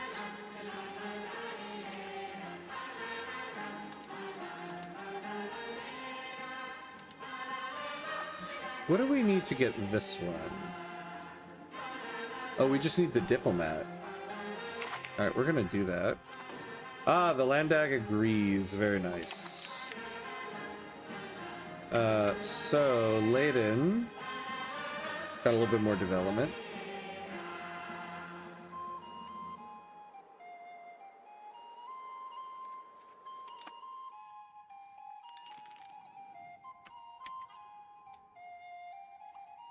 All right.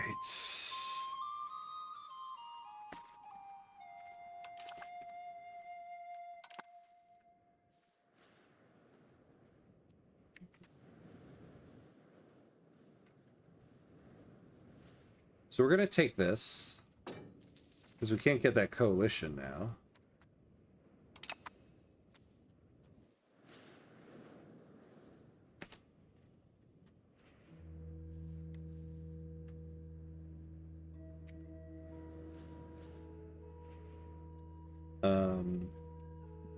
Although I guess I want to make sure, too, that, like, England doesn't come after us.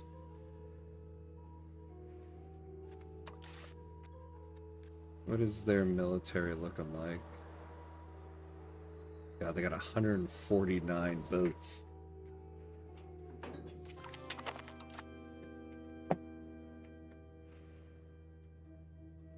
Imperial Authority modifier. Oh yeah, my heir here.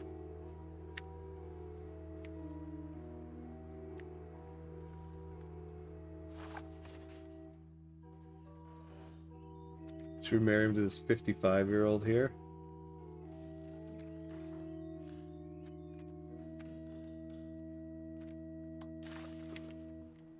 What about somebody from Hungary?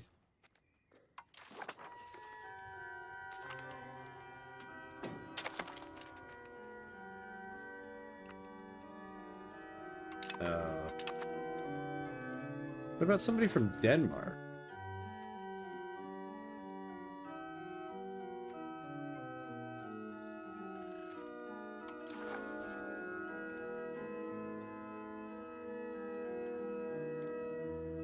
We have an alliance with Hesse, but we could marry into them.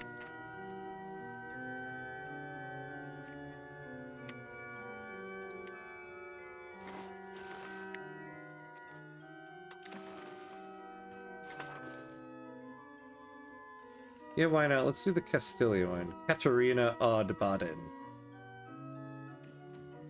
Marry into Castile.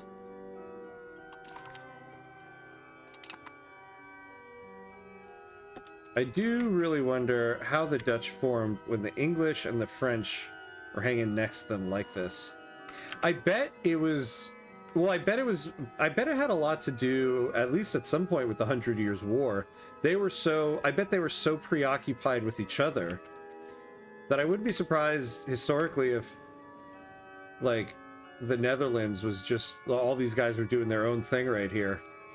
And nobody really paid them any attention until... And then next time they looked over here, they were the Netherlands. That's my account of history while not knowing any of the history. Or maybe they are just really upset with you specifically. Maybe. It's very possible. Oh yeah, so they got rid of our guy. Oh, what happened to our diplomat? Damn it. Okay.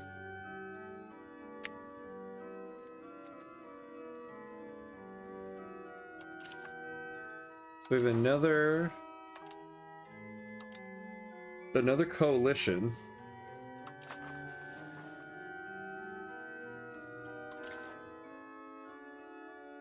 I really should start building a spy network here as well. Although we are known for being a patron of the arts, are we? At the moment, the artists we patronize are not producing good art. Our Duke looks a tad foolish. Ah, we lose 10 prestige.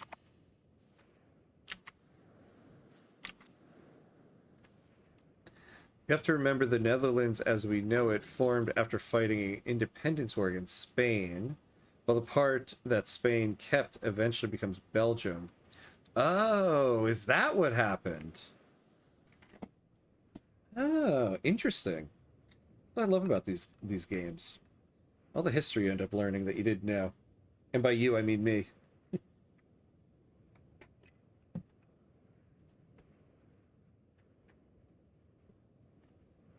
All right. Interesting. So this was Spain at one point? Now I'm really surprised both of these guys didn't just come bring the heat over here. Unless, you know, maybe the independence movement was kind of supported by them. All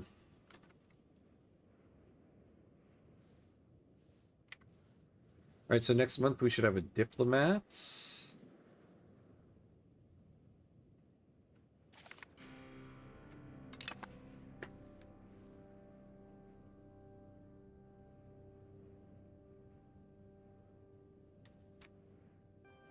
All right. Oh, we're not building anything anymore. All right, so this stuff is going to hire up.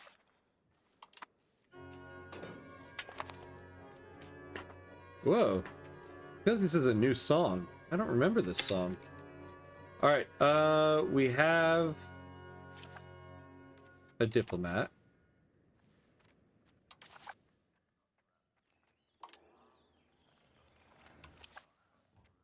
There we go. So we can do destroy enemy, and we won't get additional conquer costs.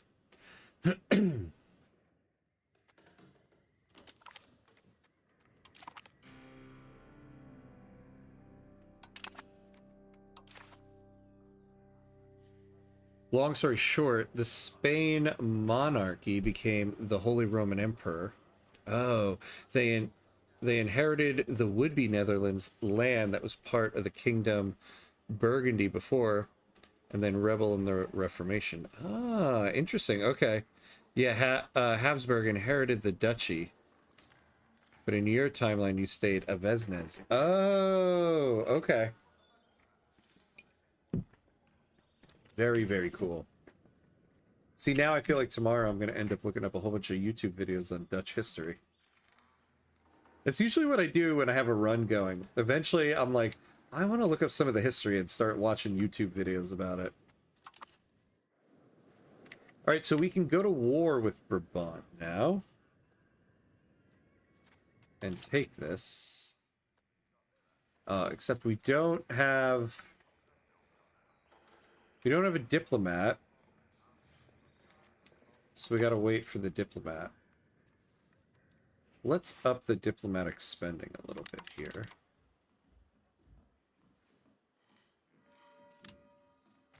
Ooh. Maybe a little too overzealous there.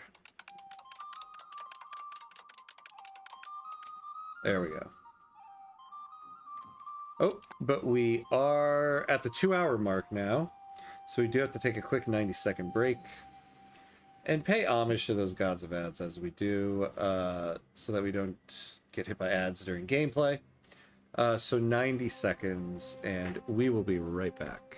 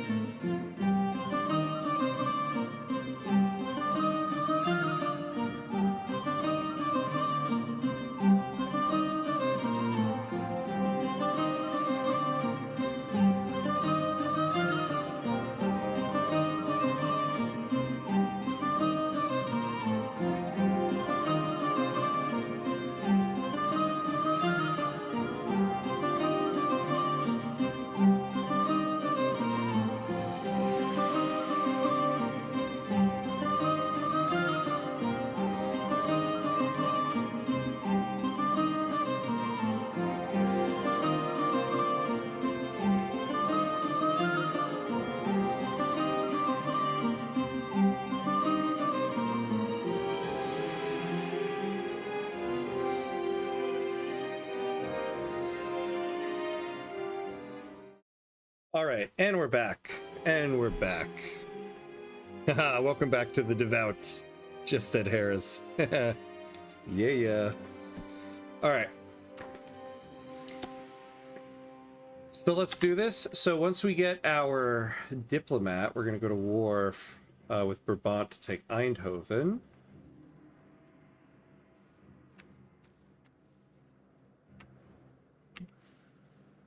in the meantime, how are our lumber mills doing here? They all hired up. Not fully, but they're getting there. So what is lumber looking like? Ah, look at that price. Oh, but it's going back up again.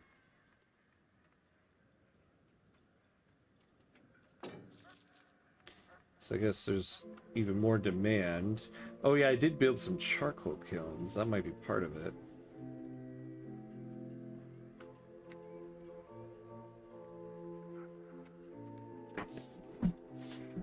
You know, I feel like that tech that I have down here where, yeah, lumber output. Oh wait, this is gonna be though, this is gonna be lumber RGO, right?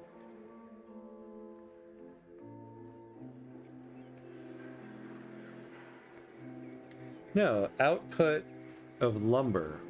So it shouldn't just be an RGO. We bring sad news. Alphonse von Rotterdam has died at the age of 66, and he was a cabinet member. He died of old age. Oh. At least he died of old age. Alright, let's get a new cabinet member going.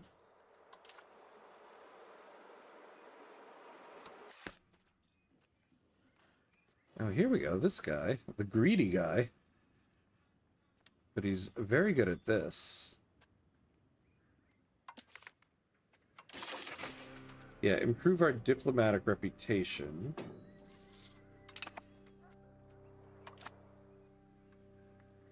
Not the fawns.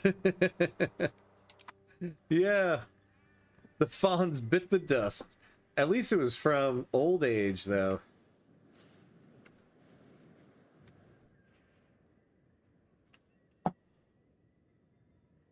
God, speaking of the fawns, I had this funny story. I went to go see this play one time on Broadway.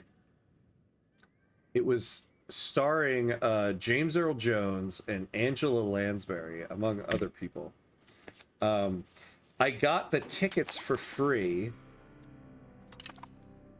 through my job, and so the tickets I got were box seats.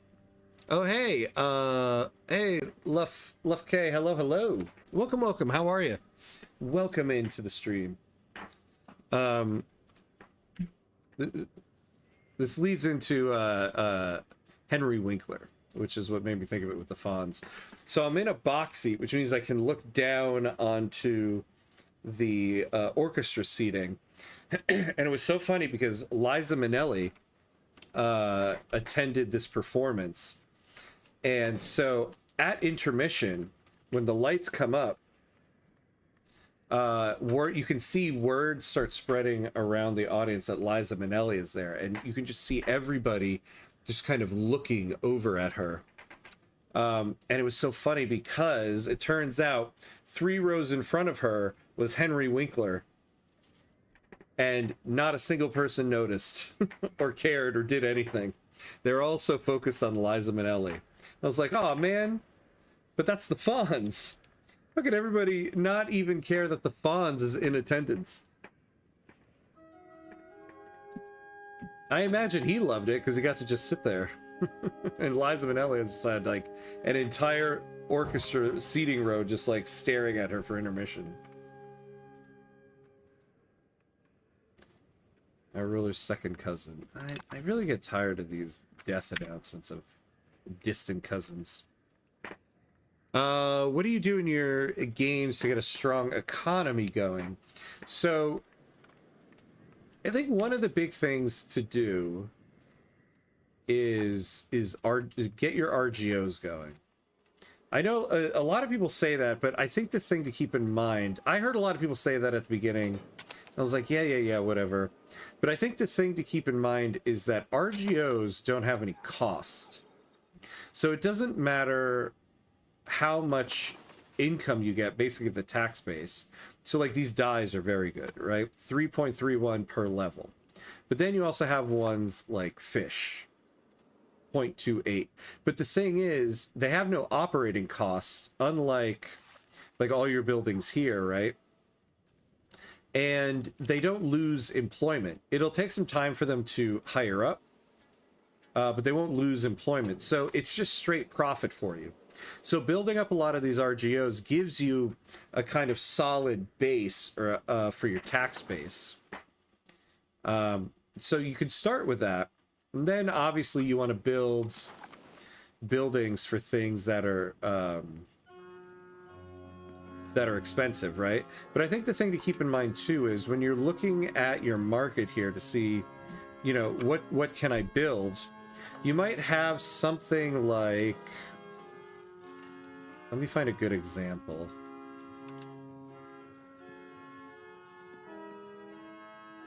Let me find a good example of something that we could build.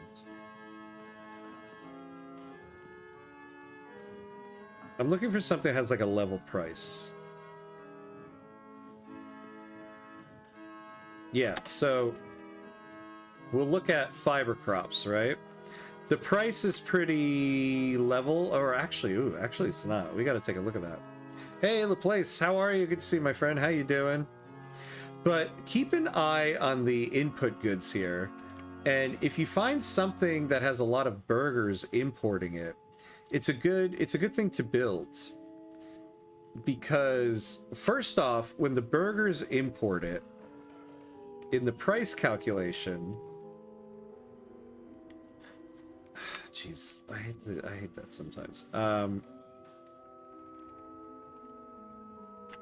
And so when they calculate the price of it, you only get counted for 25% of what's being imported. So it's not good for your price, but also at the same time, the burgers are importing it, but if you can make it, you get the income from that. You're not getting any income from this. So you can start off with RGOs to get a good solid base, then go through your market here and see what the burgers are importing and just start, you know, building that yourself. And then the places that you want to build are places where you have high control, because you get more of that money. So you look here, this is the total wealth. Well, this isn't a good example because we have really high control there. Let's look here. So there's 5.85 wealth here that we could be earning money off of in taxes. But we can only get taxes 2.41 because of the control of 41%. So you want to start building in places that have high control, which is why you start with your capital and then kind of move out. So you want to increase the control in places so that you have more places to build. But even in a place with low control, building an RGO there can still be good because, again, it's just straight profit. So that's kind of the starting basics of it. After that, it's kind of just a matter of, you know, build what you need in your market and create supply chains. Like, we can use universities. Let me find where our university is. I forget where it got placed. I think it's in Horn, actually, for some reason. No, is it in Den Haag? Yeah, we have a university. This is helping us out. And so then you look at the input goods and find, like, okay, paper and books. Build up books, build up paper. Paper's also an input for the books. And then you earn tax base off of all that stuff.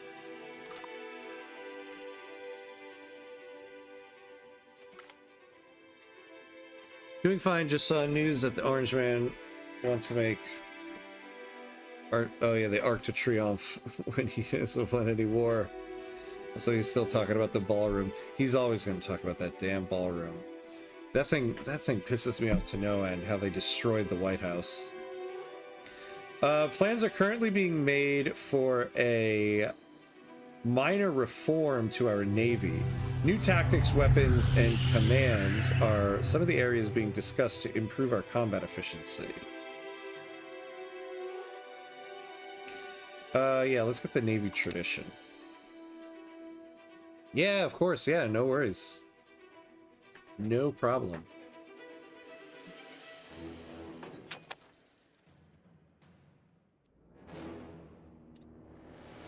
Building's missing inputs. What are we missing?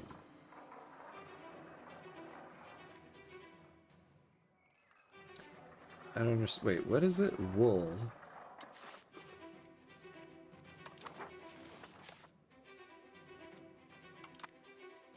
No. Oh, well, it's gone now. Okay.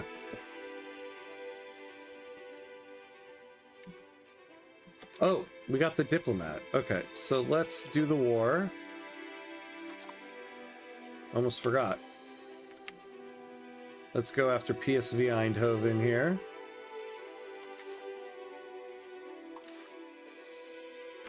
Wait, what?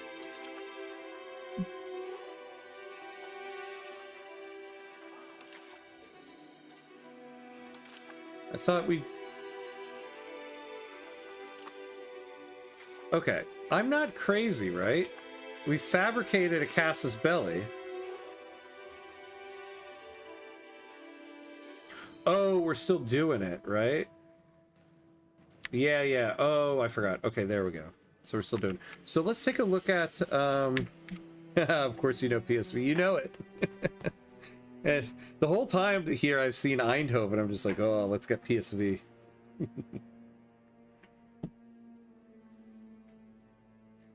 Also, I just saw a news that talks about American voter opinion.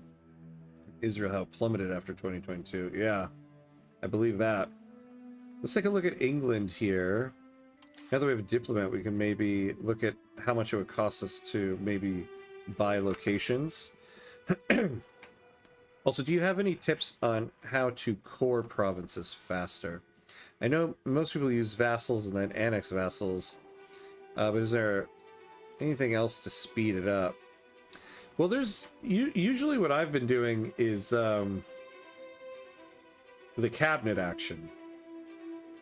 So after you take a place over, you can use the cabinet action to integrate the location, and then it makes it a core.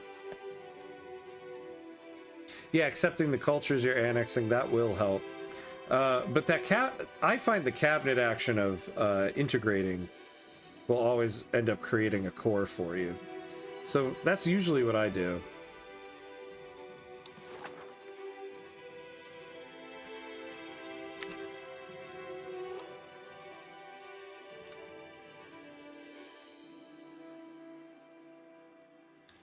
The cabinet action is always so slow, though. Well, yeah, I mean, if you can get a good cabinet member who has the stats for it, then it could work. But, yeah, I mean, I guess it is pretty slow, but... yeah, I don't know of anything really quicker yet, unfortunately.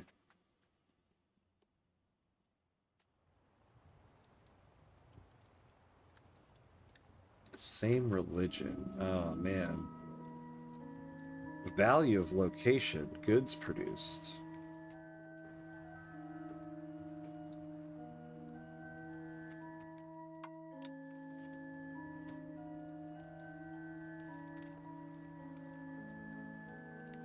Alright, so we're not going to be able to do that now. And Zoran want to tax the rich.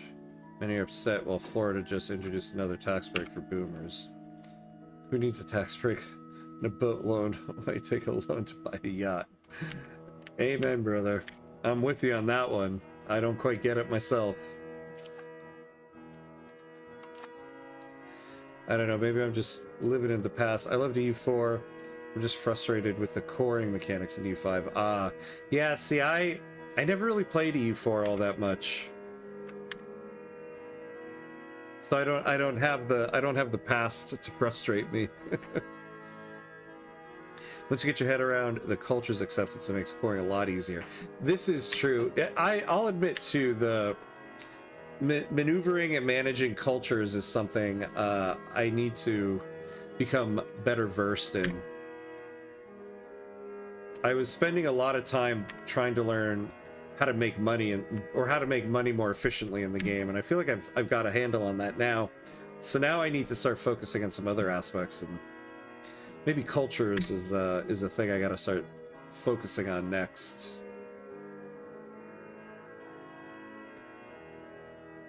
Although speaking of making money, what's going on with our money here?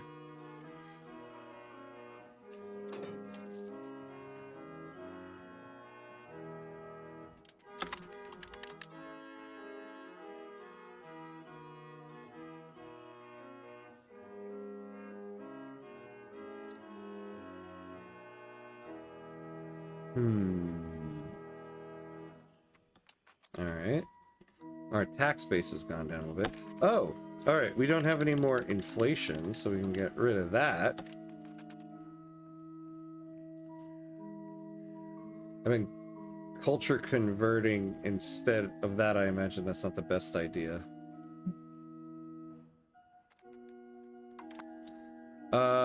Yeah, I don't know. Why would you say it's not the best idea? With max humanist, you get a bonus to assimilation. Oh, that's right. And together, the advisor converting too, maybe you can convert some and accept others. Yeah, it's been we've been finding the humanist value is very beneficial to us, so just keep the theme of the day going. Go humanist. Depends on the culture and if the one you're converting is going to be part of your empire or not. Is it worth, like, accepting culture and then converting the population you accepted? Well, I think once you accept them, they can convert faster, right?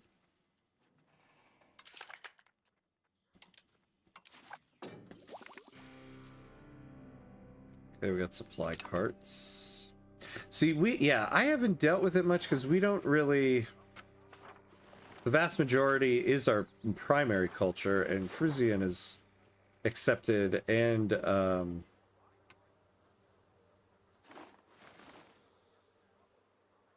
approved, so we don't have much of the others.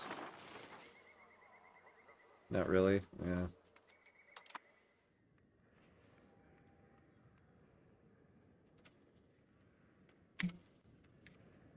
All right. What were we waiting for in Eindhoven here? Oh yeah, the destroy enemy thing. We're almost done with that. If you're not going to accept them, then just increase control with one cabinet member and assimilate with another. Yeah, I mean, I think always if you go with increasing control. Because that helps your tax base and everything. And that's the biggest part. Like, we're doing that down here. Just helped our budget quite a bit. Because we got quite a bit of tax base down here. So we want to be able to collect on that.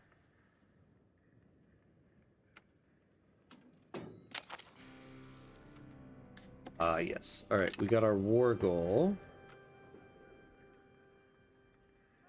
And are you a Catholic?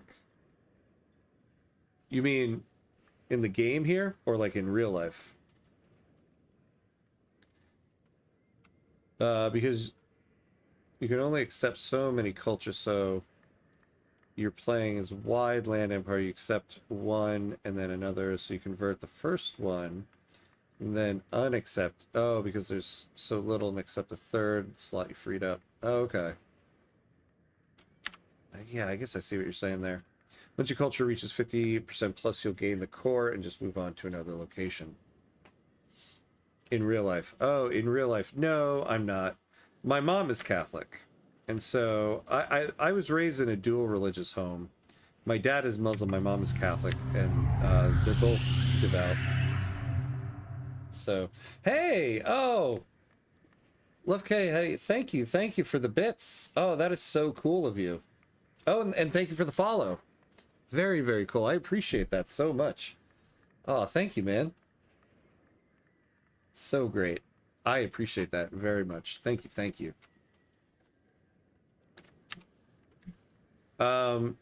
Yeah, so I was raised with both religions, and I don't practice either. I do the holidays. That's what I do.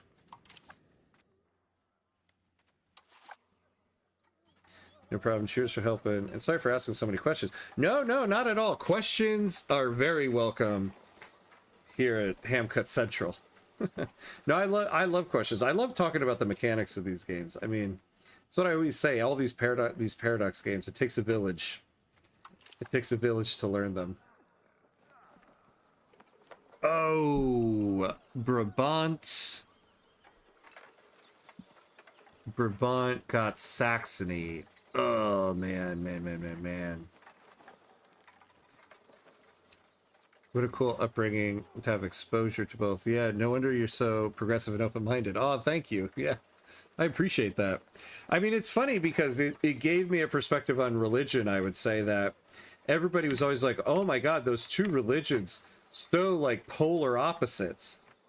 And I always find that so funny because actually they're incredibly similar. Islam and Christianity are two very, very similar religions. So, hey, thank you. Oh, thank you for the cheer again. Oh, thank you so much. I just want to get into this game more, but I have like 50 to 70 hours and it just isn't what I was hoping for. Yeah, maybe one day I'll come around. I think it takes a little bit of time to get used to. I'm coming from it from Victoria 3, which is my favorite game. And I find myself coming in and out of EU5 sometimes. Sometimes I'm really on a big EU5 kick, and then I do need to put it down for a little bit. So I know what you mean. But I also think it's that the game is very much in flux right now. They keep updating core mechanics and stuff, and they're kind of finding where they want the game to land. Like there's a big update planned again after one has just come out. So yeah, I think eventually it'll be what you want.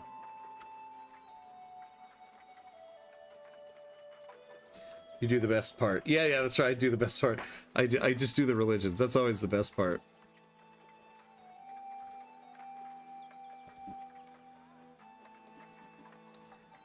Ah, man. All right, what can we do with Saxony?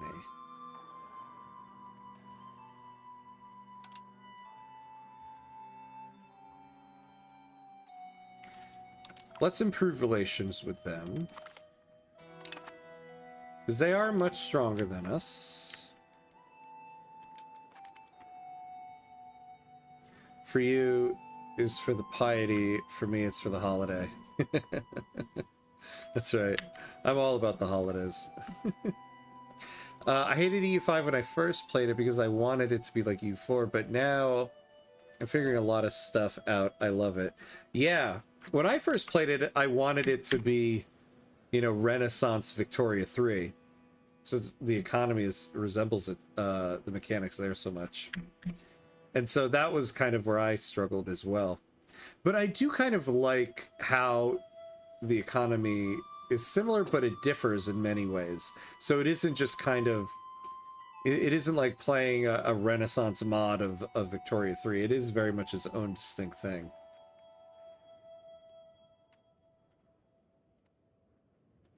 All right, this price is coming down quite a bit.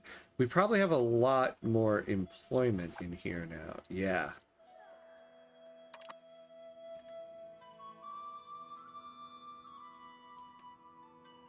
Because the Pope just visited Algeria yesterday. Oh, yeah, and it angered many Americans. Yeah, I know, I saw that. I was like, hell yeah. Get that, the Chicago Pope's visiting Algeria? I love that guy. I might eat a Chicago-style pizza in honor of that. Notice I said I might. Right, I'm gonna go now. Oh, it's 4 in the morning for me. Oh, and I've got Uni assignments due tomorrow. Oh, good night, gang. All right, yeah, cheers to you, friend. Thank you for coming in. Thank you for the cheers and the follow and the questions. It's always a good convo. But ooh, 4 in the morning. Yeah, get your rest. Get your rest. Hope to see you again at some point.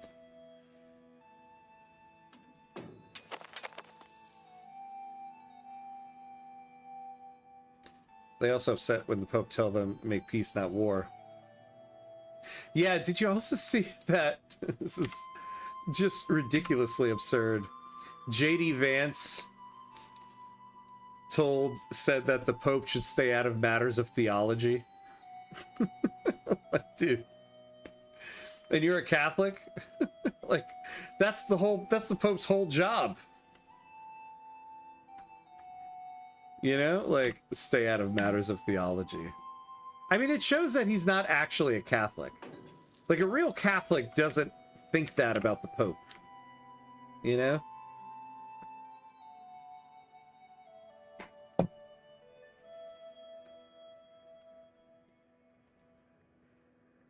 All right. We could probably make some more money still on iron.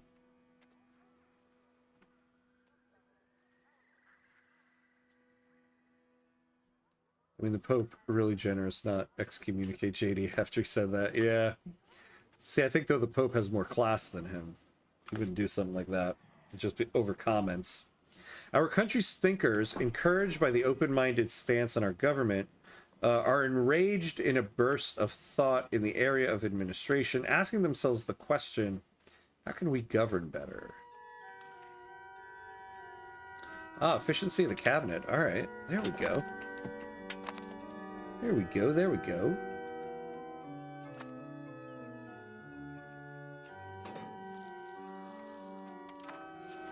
All right, so...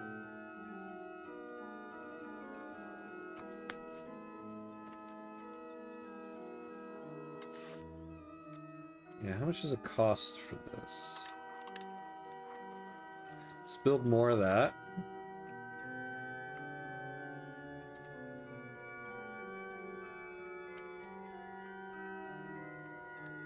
This 15th century Pope, Vance would not be excommunicated, but also raise Casus Belli, Pepable to attack Vance in the name of Holy. Oh god. I mean, what are we even doing anymore? We are living in the dumbest timeline. We are truly living in the dumbest timeline. Oh, you know what? Now that we have 2 diplomats,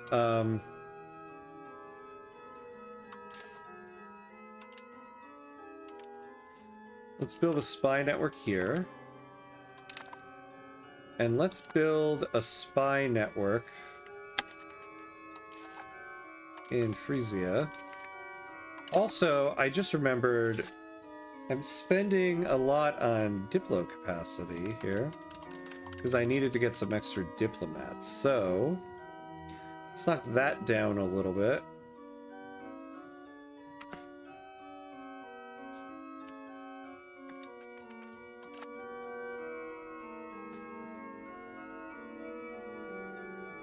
Yeah, like I'm not even Christian, but for Pope standards, last 2 popes were great improvement.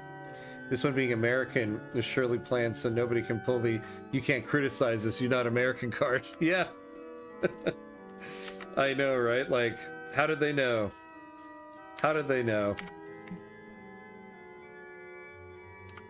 I love that he has taken like a strong stance on this. He's not like trying to shy away and be diplomatic about it.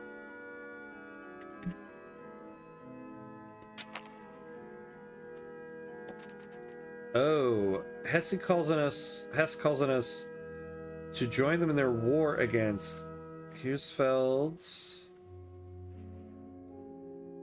Now. Okay. I mean, I'm gonna have to. I need to...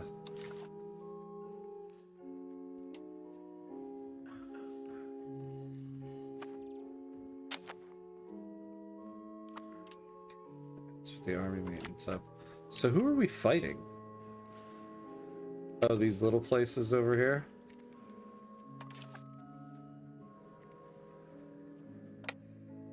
Alright, well, let's send our army over there.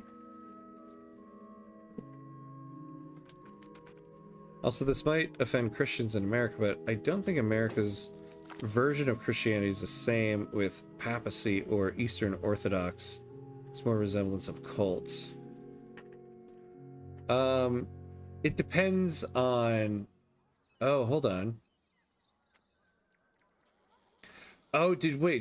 does this mean we get...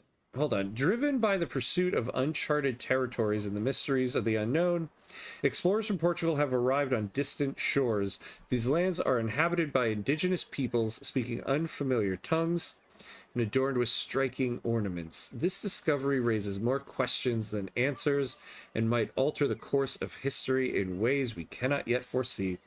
A new world awaits, its full potential and challenges still shrouded in mystery.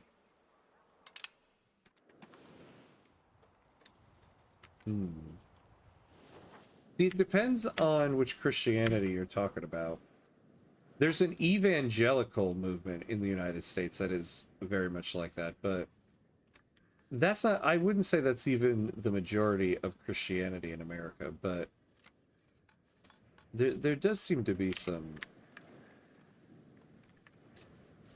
eye-raising things from some of the like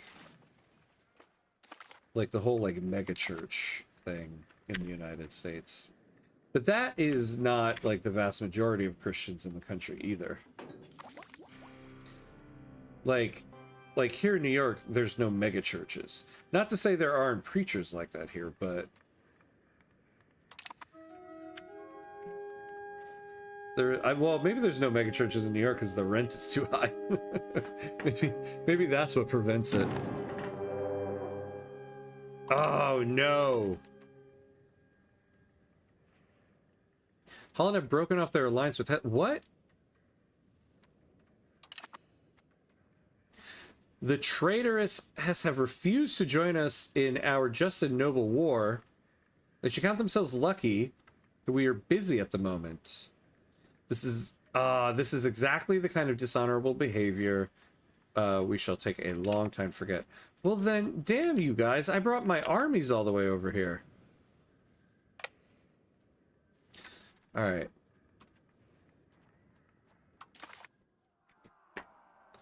I don't know if I need to raise, I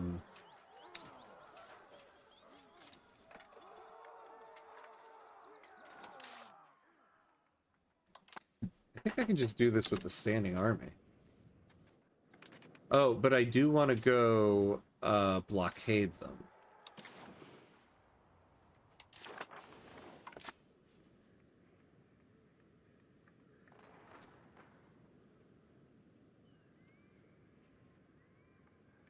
Man, in CK3, there is always some dude with like 5 marshal or stewardship. It's like, let me be your council member. I really think I do much better than your 30 marshal. I know, right? Isn't that always so annoying? They're always like the powerful vassals are always so bad at everything. I guess it's just like real life in that way. You're getting my kind of luck now. My allies always break off with me. Yeah. Like, what the hell? I was literally honoring our alliance while you broke off our alliance. Like, what is that about?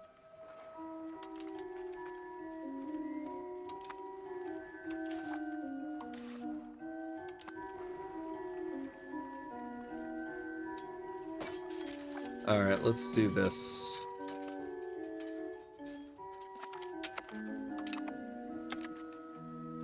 Yeah, why are we always splitting off like that?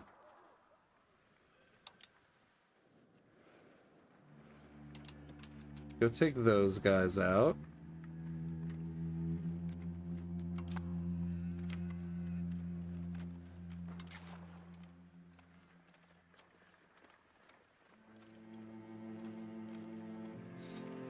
Even though I'm not Christian, but learning contemporary religion and theological difference during my high school year and Christian in America, I can even say they're Christian in the book standard. I'm not an expert at theology, but I understand what it is. Yeah, oh. Okay, here we go.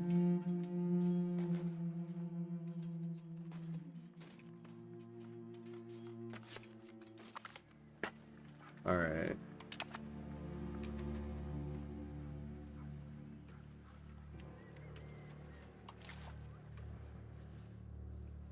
So let's go take this land back.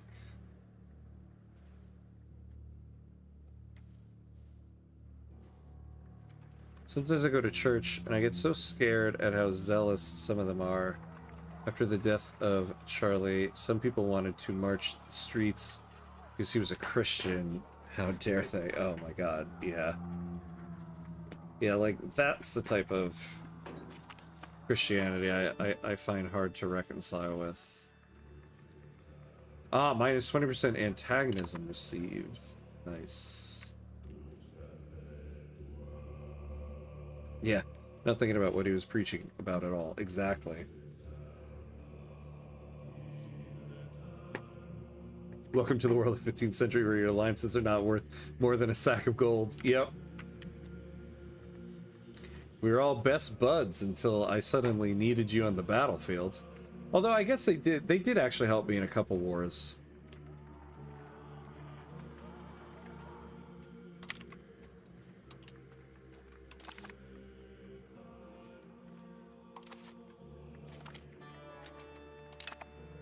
Ooh, it's saying we're gonna lose that one.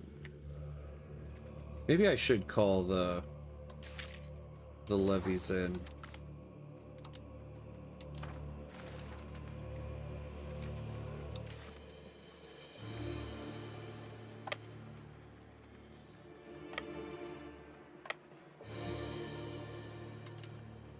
Damn. Okay, it's saying, it's estimating we're gonna lose this, but... Ooh, well they just lost their flank. Oh. Oh, we just lost our flank. Oh, but we should be okay. Peace. Yeah, fine.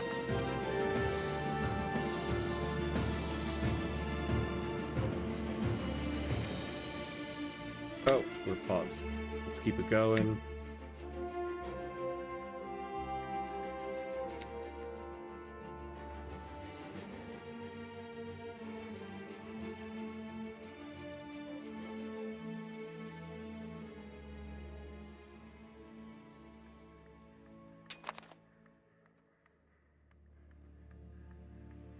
They really want to make Charlie as a saint. I'm sorry, but would have qualified Charlie as a saint. I mean, to be honest with you, at least here in the United States, I haven't heard anything about Charlie Kirk anymore. It does kind of seem like the cultural zeitgeist has kind of moved on, which I find interesting.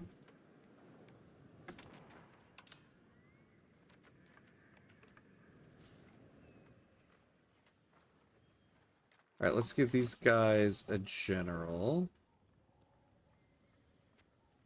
Alright, yeah, we'll give it to you.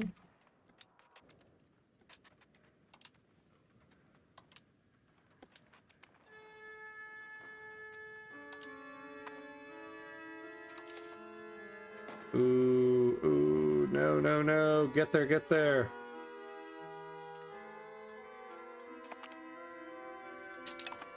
Damn it. That counts as a lost war.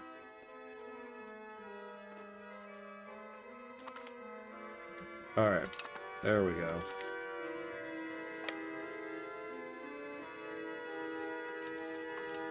Okay, that was freed. How many soldiers do they have left? Not a lot.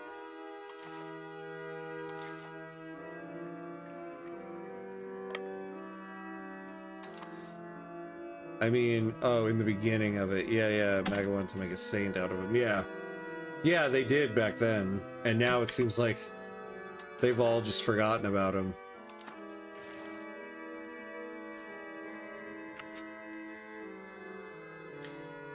So fitting, we're near the end of the session here, and we've got another coalition war against us. That was just the theme of today, man.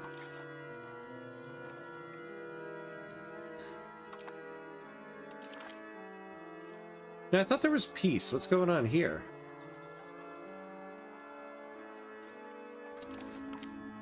Oh. During his education, heir Willem van Vesnes has grown attached to our ducal minister, Ocilio Cassiamenici, forming a special bond both with him and to the Lombard people of Ocilio's homeland.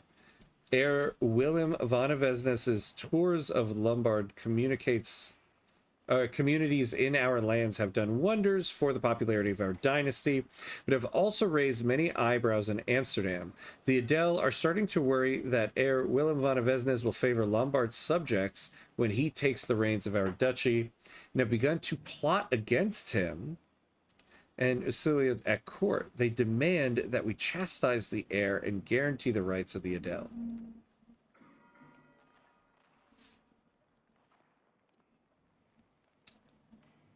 Man, we removed this guy from the cabinet, though he's really good. You do gain 10.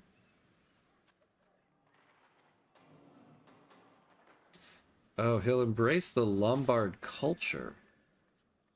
I don't want that. We lose 10 legitimacy.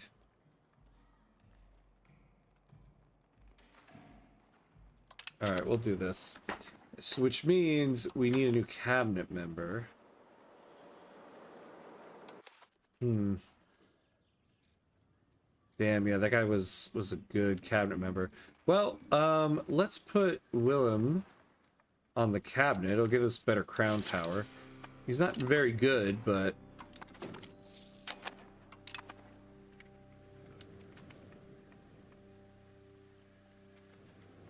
Oh, we got a naval battle going on.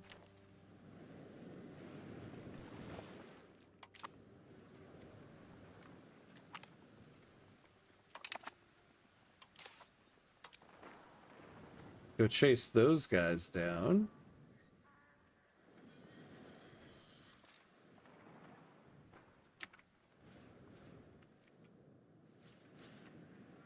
Oh, we got another army coming that way.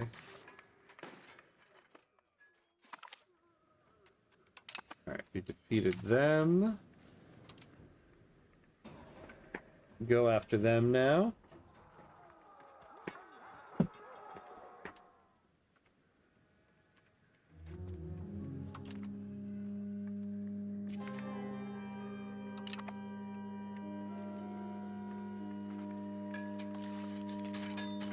Oh boy.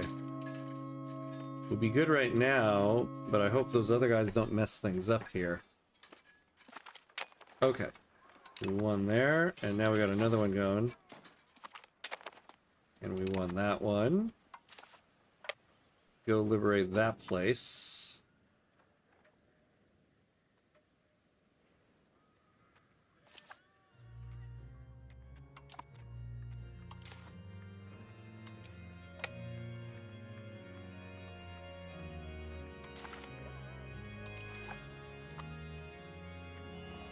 All right.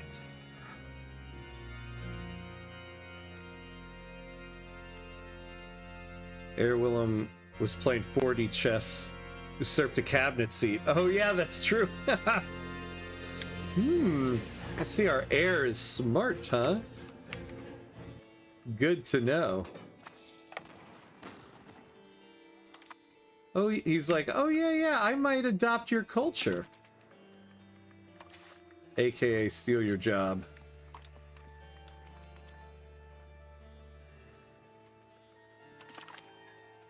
Alright, so this is the last bit of soldiers they have. I really want to know why there's always this splitting.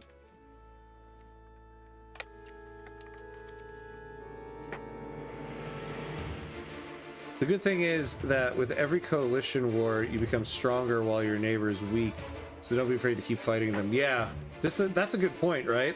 They keep depleting their armies, and we're kind of just chilling.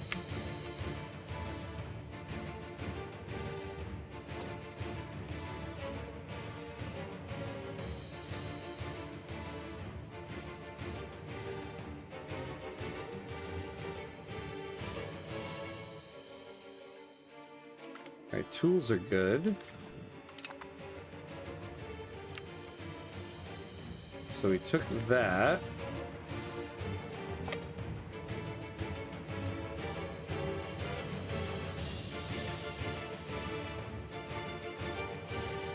God, I would love to take these guys over because they're the ones who keep creating these coalitions.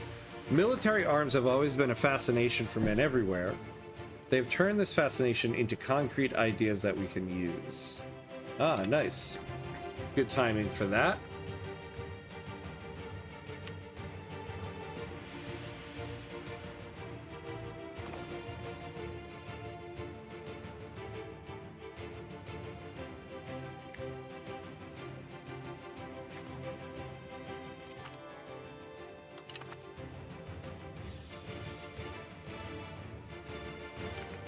Build another charcoal kiln.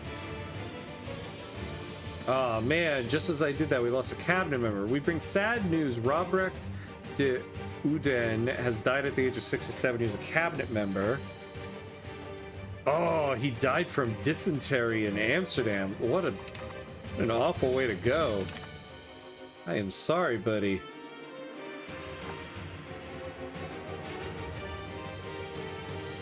But the music seems a little different here. Got a little bit of a synthesizer going. Alright, we're gonna have to wait 2 months before we can hire a new one.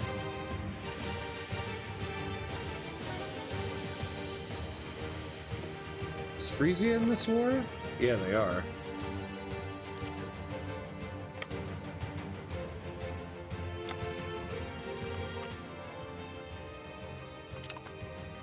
Alright, peace there.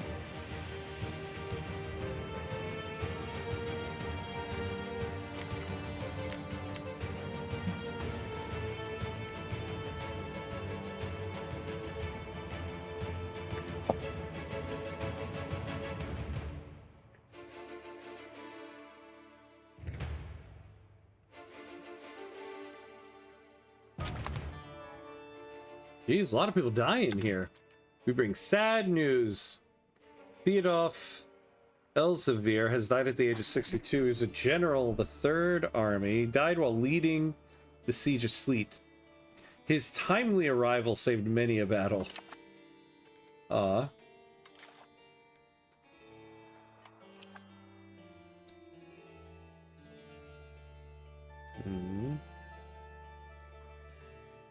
Oh, this guy. Well, yeah, let's make you leader of the army since you can't be in the cabinet.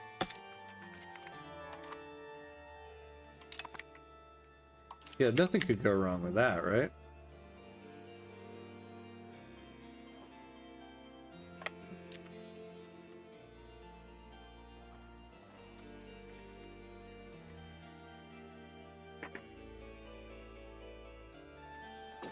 Oh, yikes. Oh, was the oh yikes at the dysentery thing? Yeah, yikes is right.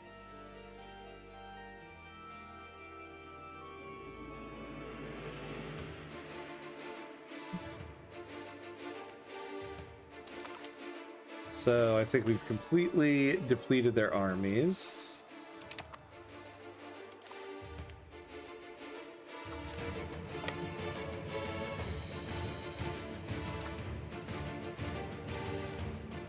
Let's just take everything here.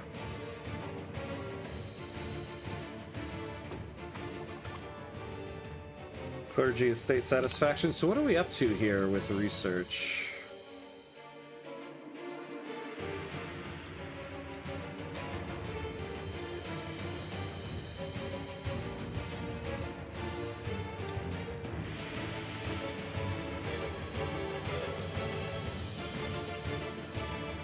Oof. So printing press is still number 19 on the list here. Damn. Yeah, what a way to go. Yeah, right? Somebody just gifted me the loincloth of Jesus. What the hell? Oh, man. Was this in CK3? What a gift.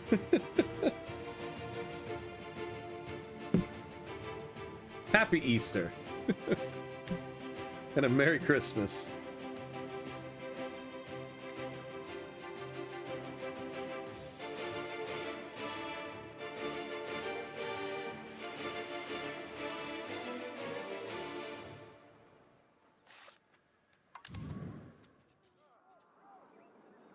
Oh yeah, I could do with the blockade here. Why don't you guys blockade that port?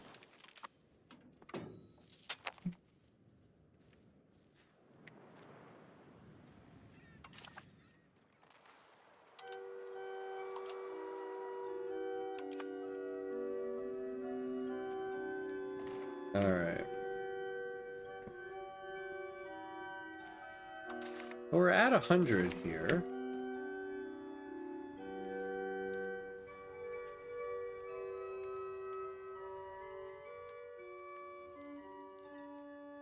Yeah, I'm gonna get a little bit...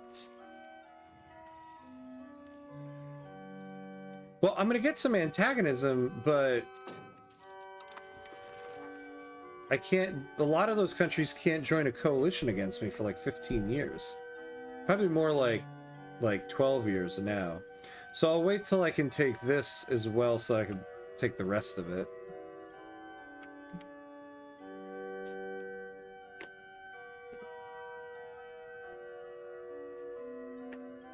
We're almost there. But if these guys don't exist, that's somebody who keeps creating these coalitions against me no longer on the map.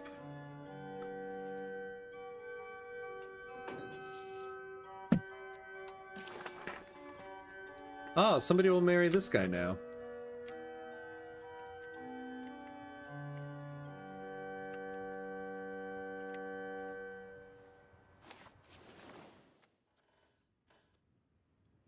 Ooh. We have the heir to the kingdom of two Sicilies marry my heir. Oh no, he's not my heir, but Claudio Montague. Oh no, a Montague in Italy.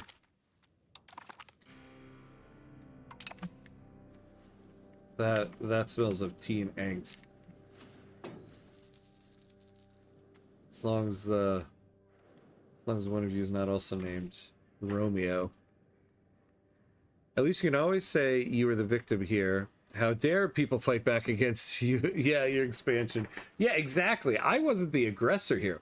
Let's keep in mind, you guys, I'm on the defender side here. I might not have started it, but I'm certainly going to end it.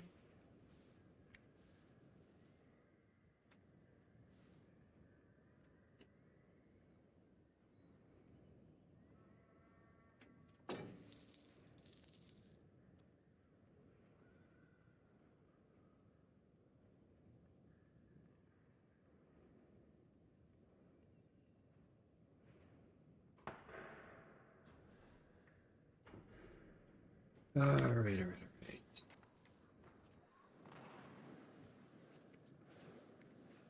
Any day now with this one. Ah, there we go. We took it. So take this. I'll wait to take that one.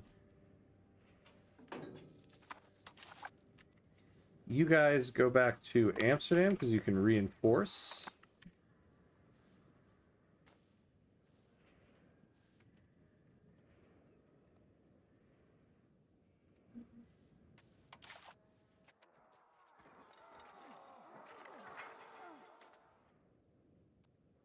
And there we go.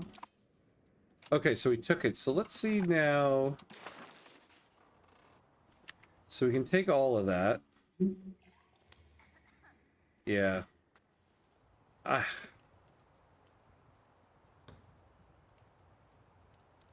gonna do it.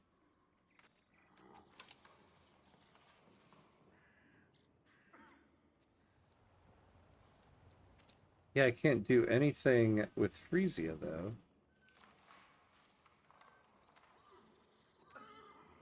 Yeah, but I'm not going to be able to anyway. I'm not going to be able to make them a vassal. Can I get war reps off of them?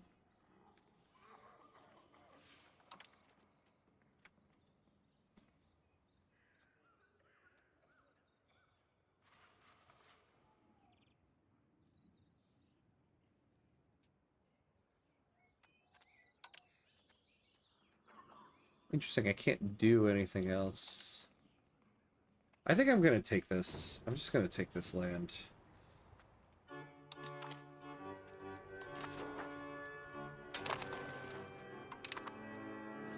Look at that big old Holland.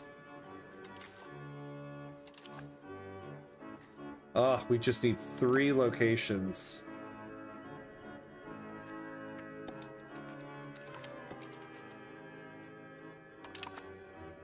Alright, let's disband the levies.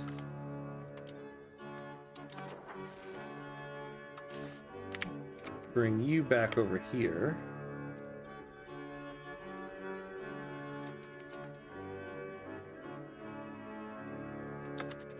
And then we'll have you continue to patrol the seas.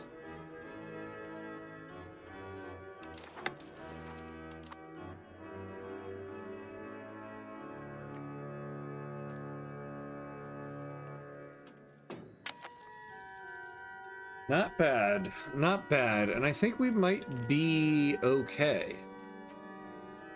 Oh, we can also bring down the army maintenance.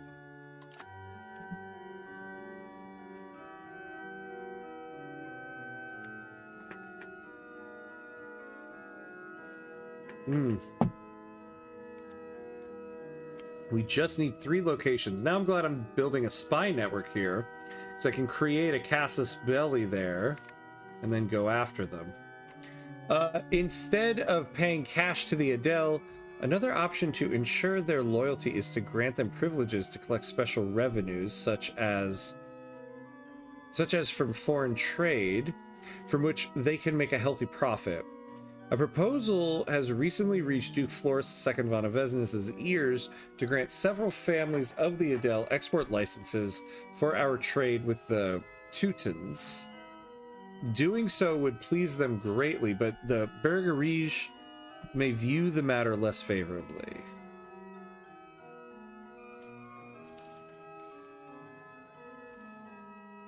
The burgers have a lot of satisfaction, so let's take this.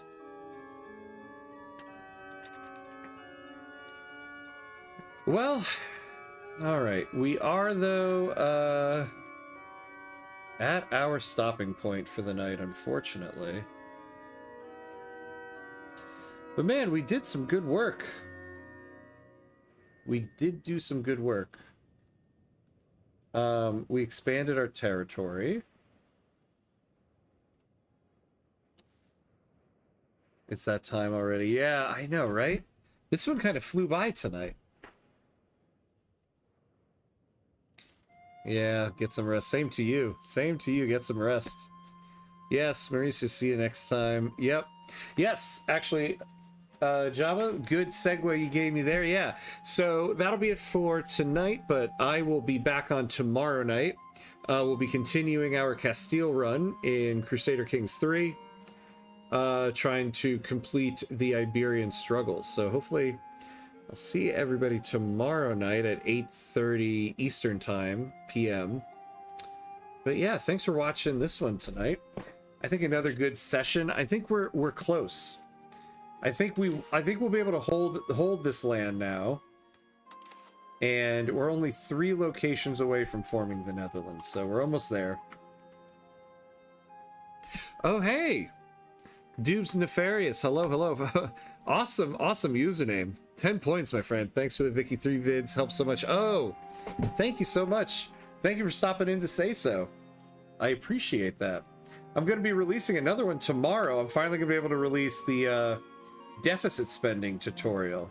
So that'll be released tomorrow at some point. But yeah, thank you. Thank you for the support.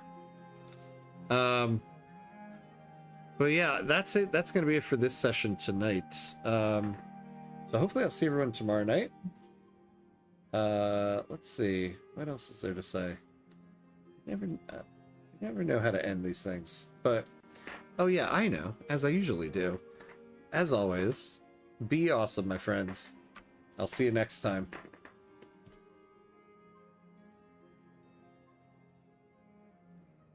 Oh, can't wait. Cheers, buddy. Yeah, thank you, thank you. I'll see you. Hopefully I'll see you tomorrow night with some CK3. Good night, everybody.